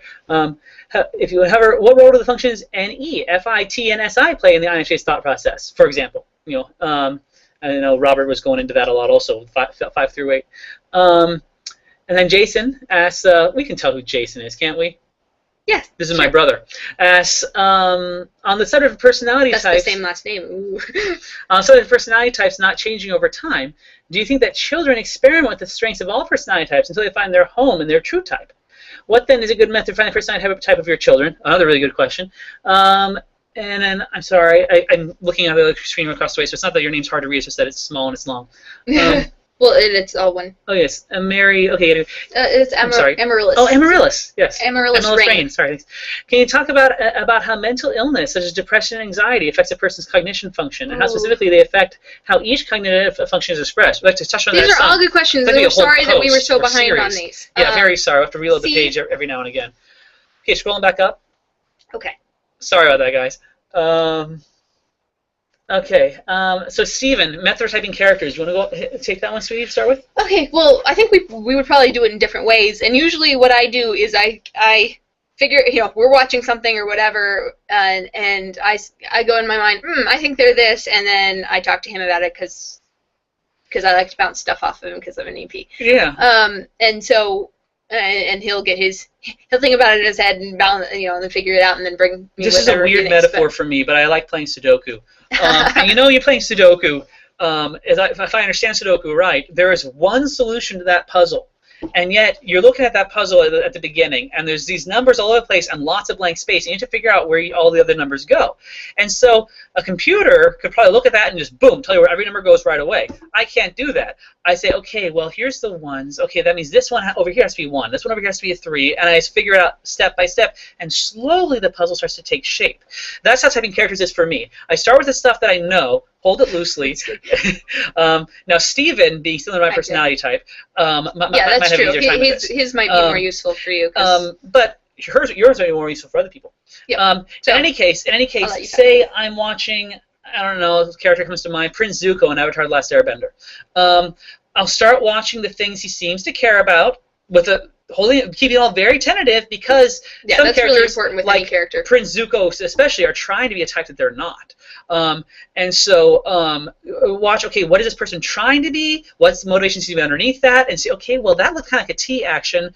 Okay, well, okay, was that IJ or was that EJ? And just slowly let it start taking shape. But a really important thing is seeing the combinations of letters. Not just, well, that person seems like an E and an N and an F. No, yeah, but that's just really important. But seeing what does IJ mean as a group? What does ET mean as a group? What does NS? No, that one doesn't happen. What does NT mean as a group? what does NP mean as a group? What does PQ? Sorry. Well, how do ETPs function as in general? And so seeing how they all intersect. So starting to get more familiar with the intersections of the letters and what those look like as a unit. What does EP look like as a unit? It's interesting. Three letter set. I mean, the different 2-letter sets are really important to look for, but just as practice, looking at similarities between 3-letter sets is really important. It's seeing like what ITJs have in common, or INPs, or the caution here, of course, is to avoid oversimplifications. What really is an N or an S? And especially when doing 4-letter groups, like is this person an ENFP or whatever, that's where there's lots of oversimplifications. Well, all ENFPs are like this. Not necessarily. And so, point being, practice makes perfect. And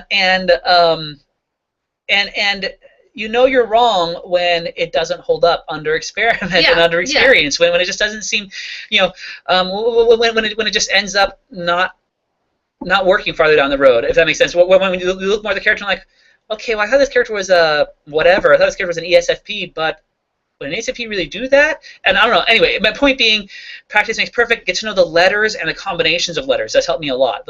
How letters really function, so to get to know how that works in practice. Yes, studying the post helps a lot with that, and I'd recommend that. But then trying to practice seeing how that works in practice. Yeah, and obviously story characters are a good example for that. Because you can see their life from a bird's eye view. You can kind of see their life concentrate. Real people are a lot harder because you don't get to see as much about them as you do with fictional characters. Yeah, definitely. But yeah, so then getting to know how the letters function as opposed to simplifications of stereotypes, and getting to know how the combinations of letters function as units. Yeah. That's one thing that's helped me. Now you go. Yeah. Okay. Well, yeah, and so, I mean, as an EP versus an IJ, we obviously think as people, about people on the whole differently. That's kind of thinking about a person on the whole, that's your observational step, and that's my first and his last, so, he's really great at that, but he has to work harder at it. And, like he was saying, earlier, I think that, and he does observation through SE. Yeah, observation's always E. What was I going to say? Through S, and because it's his fourth, observation through SE doesn't have to be a weak point for people. I mean, it's obviously not for And because if you focus on it more, it can become stronger than if you didn't focus it in the first place. Absolutely. Me having to focus on SE means I can, if I get strong at it, get more nuance and complexity in my observation of people if I turn that weakness into a strength. Yeah. And again, the way to do that is focus on your strengths. Yeah, he's excellent at that now because he's worked hard on that. But yeah, I still have to keep an eye out for it. I really do. But yeah, like INJs, for example, have to be careful not to just view people on the surface, like he was talking about earlier. But, and I still do that. I still do that, especially if someone has a negative opinion of me or asking a negative opinion of me. Okay, I'm going to avoid going to that whole subject. But it's easy to take people at face value when they're trying to put forward a certain feeling when that's not actually their feeling. Yeah. But go on. Yeah. But so as far as I do it, which, it's very different as an ENP, that basically people, like an entire person, will kind of be this nebula, will be this concept in my mind that'll be forming, and it's a very N thing. It's kind of, that makes it sound stupid, doesn't it? What? Yeah. I said you open your mouth on the camera. Yeah, go on. Okay. I'm going to avoid that whole metaphor. Yeah, just don't go there. No, it's a different subject. But I'm noticing we're running short on time, and if we run over, we run over. Yeah. But I'm just saying that I think, I want to go to this. There's so many good questions. So many good questions. Exactly. Makes me want to do this again sooner. We have lots of other stuff to do, though. That's true. Where's it going? Anyway, okay. So just going through my process, what I generally do is I look at first and last letter first, just kind of naturally, like, okay, is this person, what do they think about first? Not think about first, but where is their focus? Is it an EP focus? The point being that Kaylee as an EP does what IJs do with principles. She views the whole person kind of automatically, and then has to backtrack to see, okay, now how did I know that all about the person? Yeah, it's like all a big curve, and I'm like, okay, this one goes here, this one goes here, this one goes here, in that curve. Okay, it's like, really suck at explaining this, I owe Stephen some of the credit for this metaphor. It's like having an equation.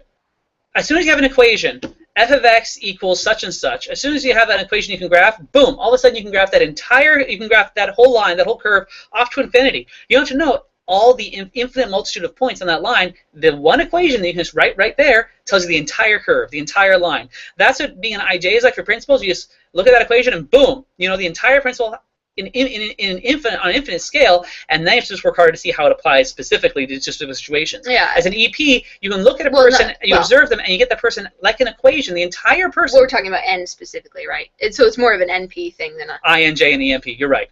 Yeah. But in any case, first.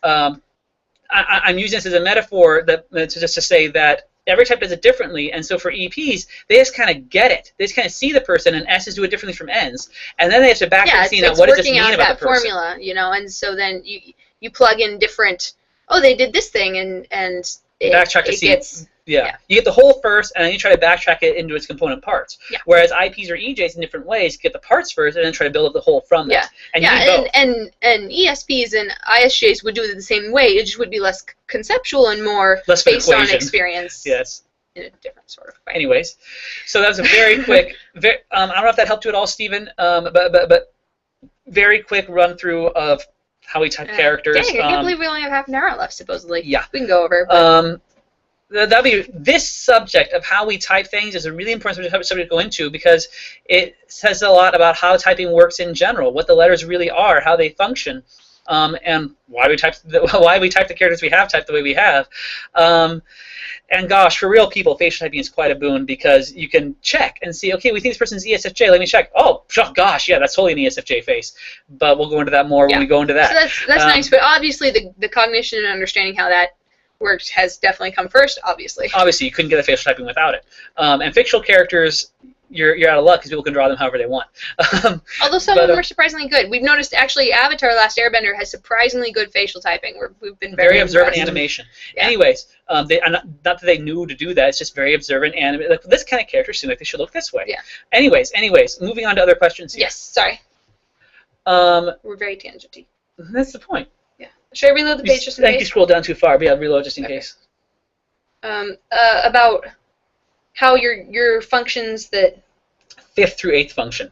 This could be a big subject too. Like I was talking about the cognition process stick figures is just an introductory thing. As all the dictionary posts are there for reference, we can go back to it. So let's try to keep this short about the other 4 functions. Yeah. But just. Well, I mean, am I oversimplifying it too much to say you just don't really use those? You don't use them in the same way. You use all of them. You don't use them in the same way as the first 4. Well, it's kind of a reflection. Kind of the way paradox type works. What are you thinking? Because the way I'm thinking, no. Well, now we should clear up what we mean first. Then, well, you go. Okay. Well, I mean, as far as I understand it, like you, I don't know. So, well, okay. They brought up said INFJ, so I'll use INFJ. Yeah, use me as an example. How do I use, for instance, introverted feeling as opposed to extroverted feeling? After I go through my 4, I don't think it's not an after thing so much as it is. Okay, I'm really sorry. We shouldn't be talking about this too much until we clear it all up.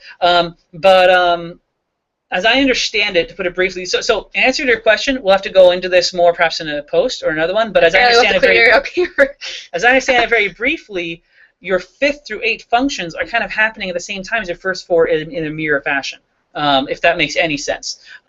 So like while you're doing while an INFJ is doing NI, they're kind of underneath that doing another one. Okay, you're making weird faces, but it makes sense. Okay. I'll explain more later. Okay. So sorry, I'm sure he has a point. So during your first cognition step, you're actually kind of doing 2 things, but there's one that's dominant, and we'll talk about that later. Okay. I think it depends how you define. And it does have a lot to do with how paradox type. Yes, true. I think it has a lot to do with how paradox type manifests in you. But I probably just confused everybody a lot. So no, that's okay. We know what we're talking about generally. It just it depends how you define function in and of itself. And okay, so perhaps the way she's talking about the other functions, the other 4 functions, how would you answer that question? Okay, well, as far as that goes, I assume it's a she. I'm sorry if not. Yeah, sorry. Okay. So you do always use one type of function for one type of information, of 4 types of information. And so like I always do principles, which is universal information. Information, not action. Actions, people, people as a whole. Universal action is a person as a whole. Universal information is principles that apply to the whole world. Yeah, universally applicable principles that always apply in different. And then because P's do that through T or F, whereas J's do it through N or S. Anyway, as an ENTP, I always do universal information according to what it means. Whereas an ENFP, for example, just one letter off, always does universal information according to the use it has. And that is that. So they always use their T function, and P's do principles as an extroverted thing. And so I always use my feeling in an extroverted way, which is to see principles around me. What? I'm going to say some things that may, in retrospect, be like, oops, I'm sorry I said that. That was wrong. I don't have this written down right now. Yeah, I don't have this written down right now. I'm going to look at it. But as I understand it, we'll talk about this more afterward and try to figure it out and see what actually functions, what actually works. Yeah, that's which functions actually function. But as I understand it, so you said your feeling is always extroverted. Mm-hmm. And is your thinking introverted when you do the function? Yeah. Now, as I understand it, just as we all do both, we all do feeling and thinking for any different thing. Which do you do first? Do you feeling first or thinking first? I'm a T, so I do thinking first. You do thinking first, of course. Is extroverted thinking, introverted thinking? Introverted thinking your second step? Yes. And so extroverted feeling is the third step? I do data through. Now, okay, now this may turn out to be completely wrong, but as I understand it right now, without anything to look at, this is our process. This is not our process. Okay. This is part of. But part of our process. But we make sure that everything makes sense and we're on the same page before we. As I understand it right now, just as you do the thinking and then the feeling, while you're doing the introverted thinking, you're also underneath it, without realizing it, doing the introverted thinking. No, the introverted feeling, at the same time, kind of as a way to back up introverted thinking. The introverted thinking is your second step. That's where your mind is, without you even realizing it. So often these 4 steps happen without us even realizing it. But while you're doing that introverted thinking, backing it up, kind of supporting it, is an introverted feeling function covering that part. It's not a function. It's kind of lashing onto the thinking function, if that makes sense. So I think that's right. I don't think I have to come back and say that was wrong. But if we do, hey, I'm just throwing this out there right now to try to answer the question very briefly. That, for example, in her second step, introverted thinking, while that's going on, in her second step, not as a fifth step, not as a sixth step, during her second step, underneath the introverted thinking, there's introverted feeling going on. But we talk about second step being introverted thinking because that's what we're talking about with the functions. That's the thing to focus on. The main thing being the introverted thinking. I guess if you mean that I am feeling inside myself while I'm thinking? I mean F, introvertedly. With kind of as a way to back up the T, introvertedly. Let's not get sidetracked on this. We're running out of time, but I think that's right, and we'll clear it up more later in more detail. I think it would still be the extroverted feeling, but it would just be there to back up my introverted feeling. Feeling is your third step. We're actually the third step here. It's only the second step. But we still have the third step from the last time we did it. Yes. So I'm saying while you're in the second step stage, we'll talk about this more later. We'll explain this more later. I can explain it better in writing, perhaps. Okay, I'm really sorry if that was confusing, but I hope it wasn't. Sorry about that. Yeah. Okay, and then children. Yes. Okay, well, and with that, I mean, that's a very big topic because it comes, again, with nature versus nurture, and it comes from, did we exist before at all? You know, that's all. Exactly. There's a lot of concepts. She's starting to get shy about the fact that when you start saying personality type, that means you're studying people, and that means you have to delve into topics of human nature and the nature of being human at all, and so she's getting shy, and you're doing a little Hercules syndrome paradox type thing of hiding how much you know about this stuff. Okay. And so you have to go into it all right now. You made me look like I didn't know what I was talking about. I'm sorry, but the thing is that we're so trying so hard to make it to get across the impression that we know what we're talking about, that while still avoiding some of, well, one question we've gotten a few times is where are we getting this stuff, and we've kind of been avoiding that question, which we might be able to reference briefly in the next half hour. But in any case, let's just our policy right now, for at least this moment, will be we're going to say what we know. We're going to say it how it is, and see if it works in practice. If it doesn't work in practice, then fine. But just scientific method for the win. Yes, we're going to give you. We're going to say stuff how it is, and then see if it works. See if it works. So me saying it how it is without giving you any of the experimental data yet to back it up. Children have their cognition type before they're even talking, but what they're experimenting with is how to apply that. For example, facial typing would not work if you weren't born with your cognition. But children experiment with how to apply that. And so, and again, every type can have every strength. And it's important to realize often we feel more permission to be both our regular type and our paradox type when we're children, because we don't have the cultural, oh no, you're bad from that. And so usually we're more fully, when we're children, we're more fully both our type and our paradox type, and in the best ways, because we feel like we can be that, and then culture says, I had a lot more fun. Better not. I had a lot more fun playing ENTP when I was a kid without realizing that's what I was doing. So playing that side of myself, the paradox type side of myself, until I got it really hammered out of me. Yeah. And so then as we're older, we're like trying to get back that way, and we feel so much more like we can be whatever we want to be when we're kids, and so we don't put ourselves into boxes when we're children as much as we do when we get older. So the question being, so some personality types not changing over time. Do you think that children experiment with the strengths of all personality types? Well, I'm sure they experiment with anything they can until they find their home in their true type. Well, I think it's not that they're trying to find their home, it's that they're trying to interact with this new world from the home that they don't even realize is a unique thing. The things that are important to them are already important to them, even when they're, I hope that answers the question well enough. And I would, if we talk about the scientific method briefly tonight, that would be cool, but we'll see if we get to. Okay, and then mental illness. That's such a good question. Depression, anxiety affects a person's cognition function, and how specifically they affect how each kind of function is expressed. This is one where I don't want to delve into it too much without doing more real research, because this is one where we really want to. It would be very illuminating, I think, to see, because we don't know right now, how it would affect each specific cognition step, how different kinds of mental illness would affect each specific cognition step. It's a huge and very important topic. I mean, just from personal experience of what I've seen from people who, matter to me and everything, that it often makes people feel suppressed in whatever type they are. Makes you feel like you can't be, makes you feel more ashamed of your type specialization, makes you feel more ashamed of who you are. Often makes you socially introverted, no matter what your psychology is.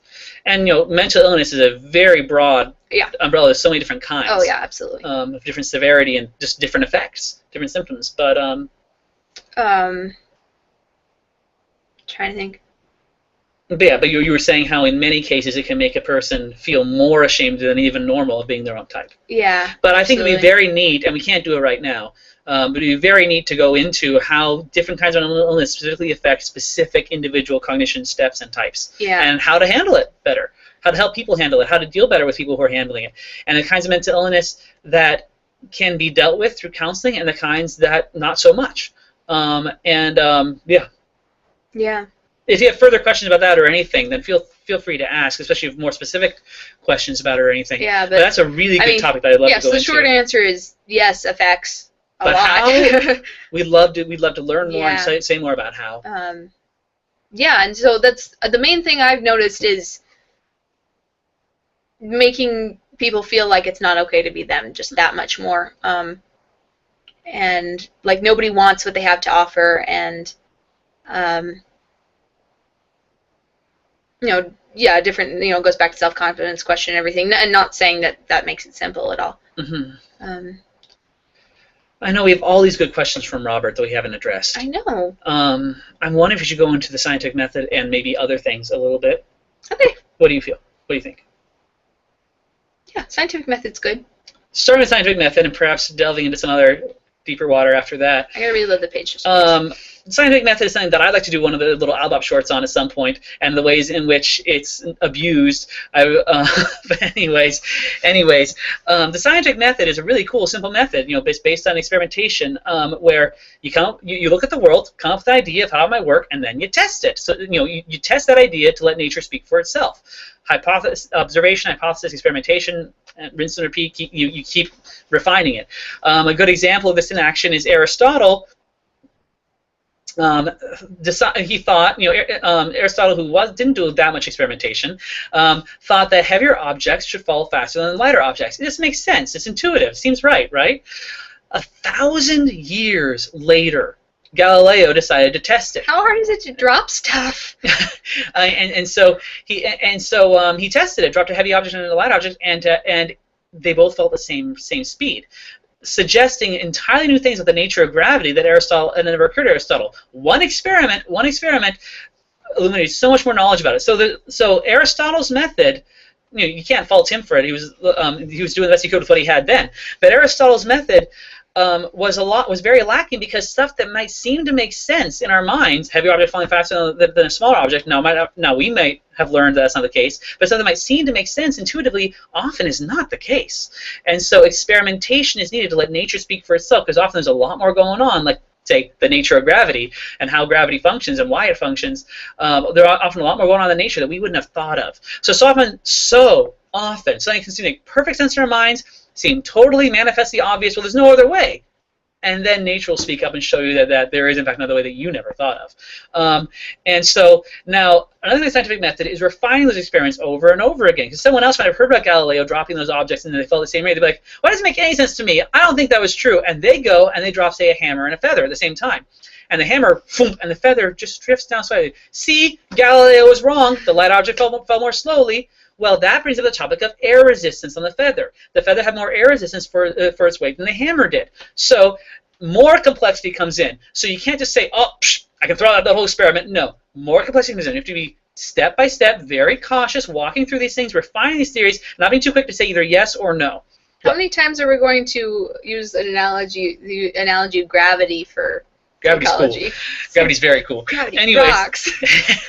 anyways, so that's a quick little nod to the scientific method. Do you want to refresh, see if they've asked anything else?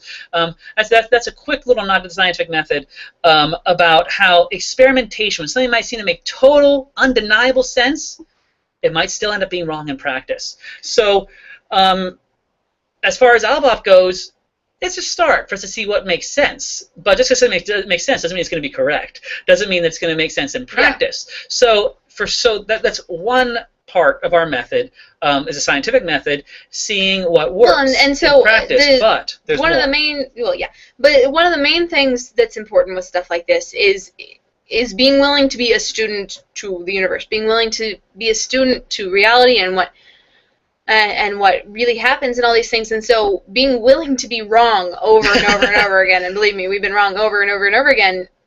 You can never really be right. Usually I try I try and make sure that it's right and repeatable over and over and over again before I give things to you guys, which, live is a little harder for that. But what was I going to say? But, so by the time I post something, I mean, there's like 2 posts that bother. Okay. Costuming? The costuming one bothers me because there's she was having fun making a big list, and a lot of them are right, but some of them are wrong. It's too long for quality control.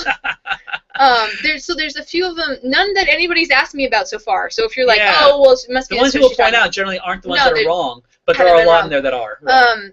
And so like one that I should just go in there and change it because I know off the top of my head that I think that it's wrong. But Topanga Lawrence from Boy Meets World is an E, and I think she's still under there as an ISTJ, and she's totally an ESTJ. We had trouble with the ESTJ at first. We did. Anyways. Which is weird because some of the people that we know that are ESTJs, we thought they were ISTJs, and it was just this whole thing. Anyway. But yeah, so. Yeah. What? I'd like to talk a little bit more about controversial stuff. Yeah. I was talking about the scientific method. And what I'm going to say, take it how you will, okay? This is just us talking for us because I'm talking about some of our methods for aLBoP. And this isn't necessarily for the stuff I want to go into in May and August and all that. Anyways, But well, so I can tell a story. Firstly, as far as the science goes, you can try it yourself and see that it works. But if you drop a feather and a hammer at the same time, recognize there might be more complexity going on. Yeah, so make sure you know what we're saying over first. And over. So yes, as far as we would ask you to trust us as a source only in that you see that it works. Yes, yes. And so throwing that out there first. Be careful. Don't say yes, it's absolutely right, and don't say no, it's absolutely wrong too quickly. That's scientific also. Just wait and see what nature seems to say, and then constantly be refining things. And the image will get clearer and clearer as you refine it, but there's always more. Okay, now if I could tell a story, I'm going to try to edit this story a little bit. But take it how you will, like I said. I was in college, and we were reading a thing by Plato about defining virtue, and Socrates was showing how difficult it is to define things like virtue in general. You can define different specific types of virtue. I don't have to get sidetracked on the whole nature of the actual thing we were reading. But every student, therefore, had been like, oh, well, I can define virtue. That's easy. Just like the guy Socrates was talking to in the dialogue we were reading, I've been like, well, I can define virtue, and he kept giving all these faulty definitions for virtue that would end up working in specific situations, but wouldn't be an overarching definition of virtue. So every freshman, therefore, would then go to try to define virtue and fail, and then laugh about it later. Long story short, there were certain things that I needed to learn, needed to discover myself, and yada, yada, yada. But I've said yada, yada, yada 3 times in this video, and it's probably the only 3 times I've said it in the past month. I don't say that normally. Anyways, I felt, for reasons that were necessary for my life, it was important for me to learn some stuff about myself. And so I felt that it was good. This may sound weird. Take it how you will. I felt that it was good for me to go pray and ask, what's a good definition of virtue? Now, it was, again, important for me to learn some things about myself and things I could do and turn to and all that.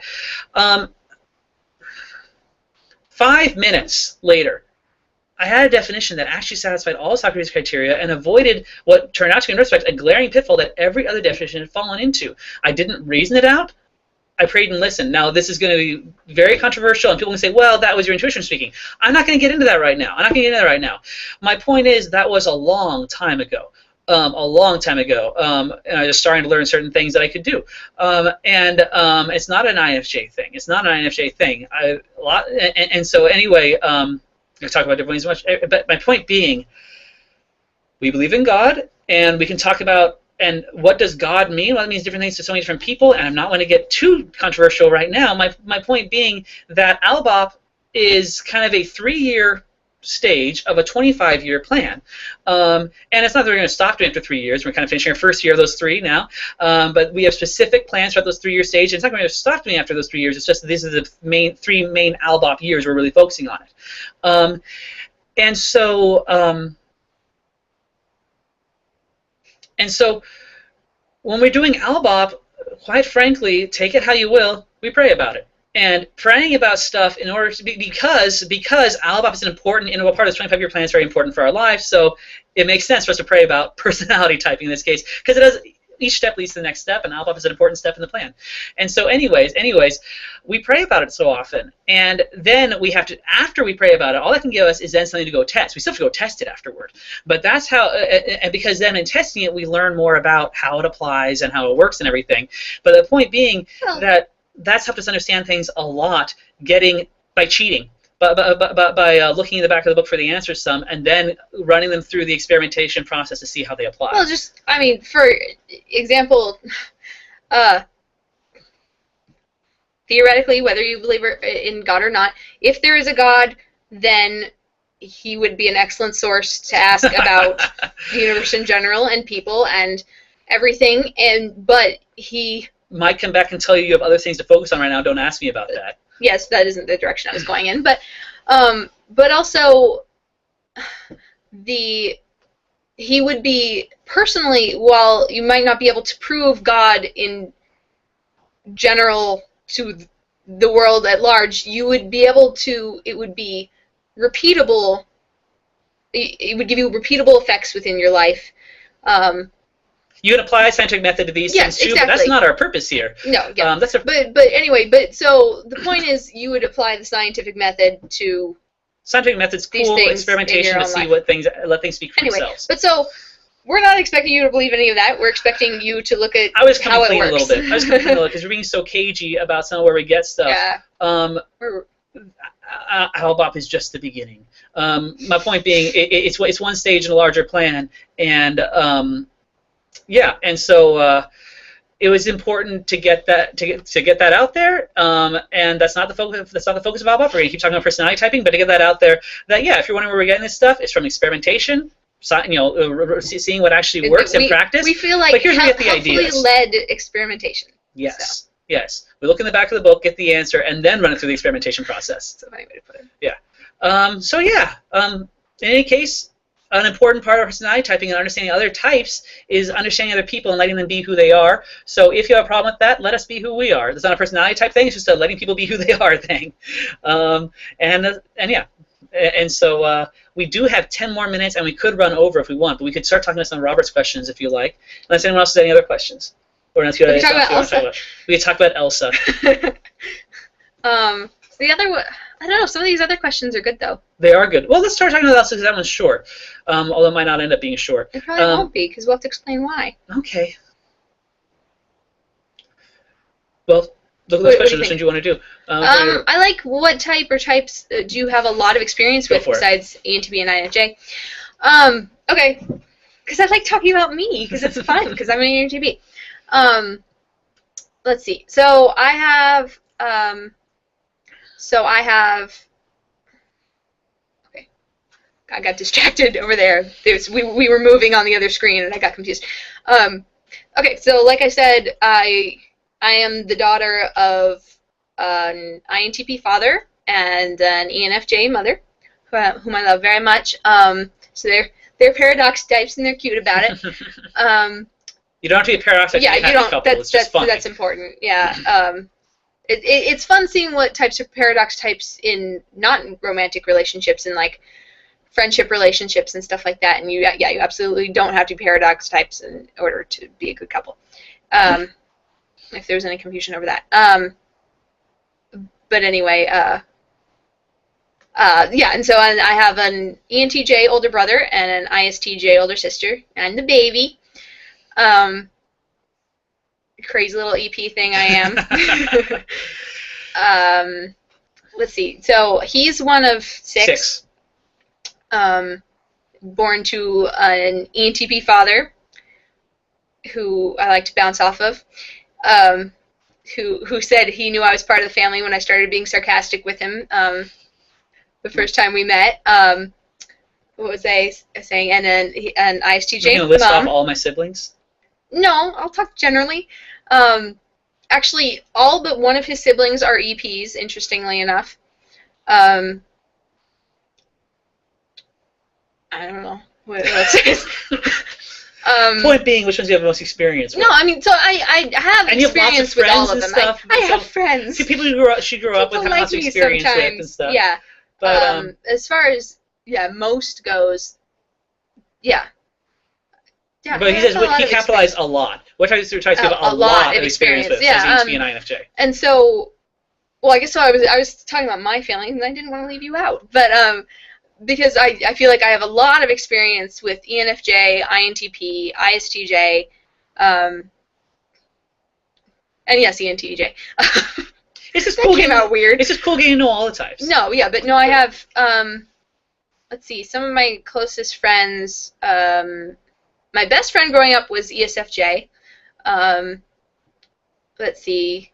Some of our closest friends are ENFP, ESTJ, INTJ. You have a lot of friends, sweetheart. I have, you don't have to go through all of it. It's a fun question. It's a fun question. Is this wrapping up? Yeah. Okay. What's funny is I've noticed the viewer count's been increasing, so toward the end here, which, hey, it's great to see you on here, but now you're coming at the end where we're talking about weird stuff. But yeah, but we'll have the... he can't cross his eyes. That's what we should talk about. He can't cross his eyes. However, we're going to have this up for people to watch later. And so, yeah. Any other questions you want to talk about real quick here? Okay, I'm going to reload the page just in case any of you commented near the end here. I guess one I could talk about really quick was also Robert again asked where... I want to talk about Elsa one soon, but go on. Okay. She's going to be in the thing soon. Yeah, that's fine, but it's nice me talking about it. Go on. You go on. Sure. Okay. Where did I get the names for stuff that was new? Like principles, observation, that kind of thing. Yeah.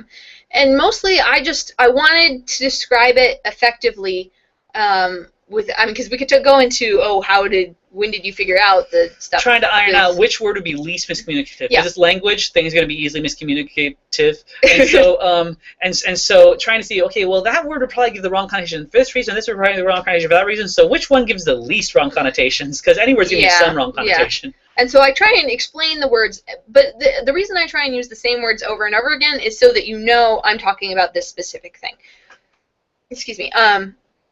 And so when I talk about ones like scope, for example, that's the imagery that came into my head because it's like, that IJs tend to have a macro scope and IPs have a microscope and the E's are somewhere in between. And let's see, like principles of observation. I wanted, because here I was taking these 4 types of information, universal is, universal does, specific is, and specific does, and I was trying to turn those into verbs, kind of. I mean, not that they're really verbs, but doing words, that action-y words. Yeah, that this is what you're actually doing is that part of the thought process, So figuring out principles, figuring out action, which there's been some confusion over action. It includes decision making, opinion forming. Yeah. Choices. Choices and the consequences of choices. That's your action step. Is your action step. What, planning and what am I going to do. And data is specific information. An observation is generally character judgment and watching things and reactions and stuff like that to understand motivations and intentions and that type of thing. Yeah. Okay, did you want to talk about So Elsa? point being that, yes, you did, that a lot of the names are original to you. A lot of the terms in there are original to you. Trying to come up with what is least miscommunicative, what is least oversimplifiable, what gets across the best, because you just got to attach a word to something, but then you explain what it means after that. What different connotations different words have to people. Yeah. And so just try to explain as best we can. English on is top weird. Of that. Yeah. Well, so he asked from the movie Frozen, what type is Elsa? And I like this one. We saw it for Valentine's Day. Aww. It was a great movie. It was. It was a really great movie. But if you've seen it, the character Elsa seemed to be a wonderfully classic INTJ and perhaps the first INTJ Disney princess. Now, Kaylee didn't want me to say it, but Robert seemed to suggest that he was unhappy with other people saying she was an INTJ. Well, and I could see it. The oversimplified version would be, because I guess I read that she was supposed to be the villain at first, and then that she was compelling, and so they changed her from the villain. And honestly, I am sick to death of INTJs being thought of the villain all the time. It's ridiculous. And never a hero, yeah. And so it makes me so happy that she's INTJ because we need more INTJ heroines. Well, some of our friends who are INTJs, them wanting to know how that they don't have that they can be heroic in an INTJ fiery dragony way. Yeah. And one thing I love about Elsa, I really identify with her a lot. And I like. I wanted to answer that question too, but it's okay. What about one-offs? Yeah, about common misconceptions and which types get mistaken for each other. Good questions. Yeah, her song where she says, "Screw it, I'm going to be me," is very identifiable for me. But anyways. I love how she shows the soft core of INTJs, male or female, that the ENFP paradoxotype, just how goofy they are on the inside, and yet what fiery dragons they are at the same time. She demonstrates so much with the Anakin Angst, with feeling like if she lets this go, that that everything is her fault, that if she can't control this thing that wasn't even her decision, that it would be all her fault. Yeah, if something goes wrong, and I could have theoretically maybe in some circumstance stopped it from happening, then that means it's my fault. Well, and the way she freezes Anna at the beginning, totally scars her with her Anakin Angst for, you know, I'm not saying that's why she's INTJ. I'm just saying it's cool how it fits. No, saying the way she interprets that experience is an INTJ way of interpreting that experience. And so, so she personifies that Anakin Angst, but yeah, the way she interprets that is she feels like that's her fault, and so she feels like she has to keep this in, otherwise she's going to be bad in this particular way, that, it's going to be her fault. Yeah.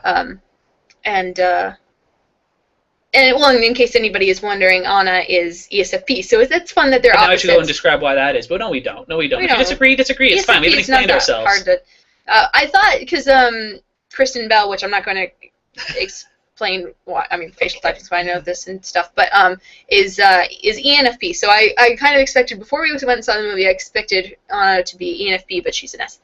I like that they're so then when I put them in ESFP and INTJ, exact opposite letters. Yeah, so that's good. And you see that with opposites doesn't necessarily mean the most different, because it's honestly just one off from your paradox type. People often try to say, now these two types just can't understand each other. It's not true. Well, like we talked about earlier, tactics better understand other types. You can learn to understand and love and enjoy any type. I love ISFJ, like love.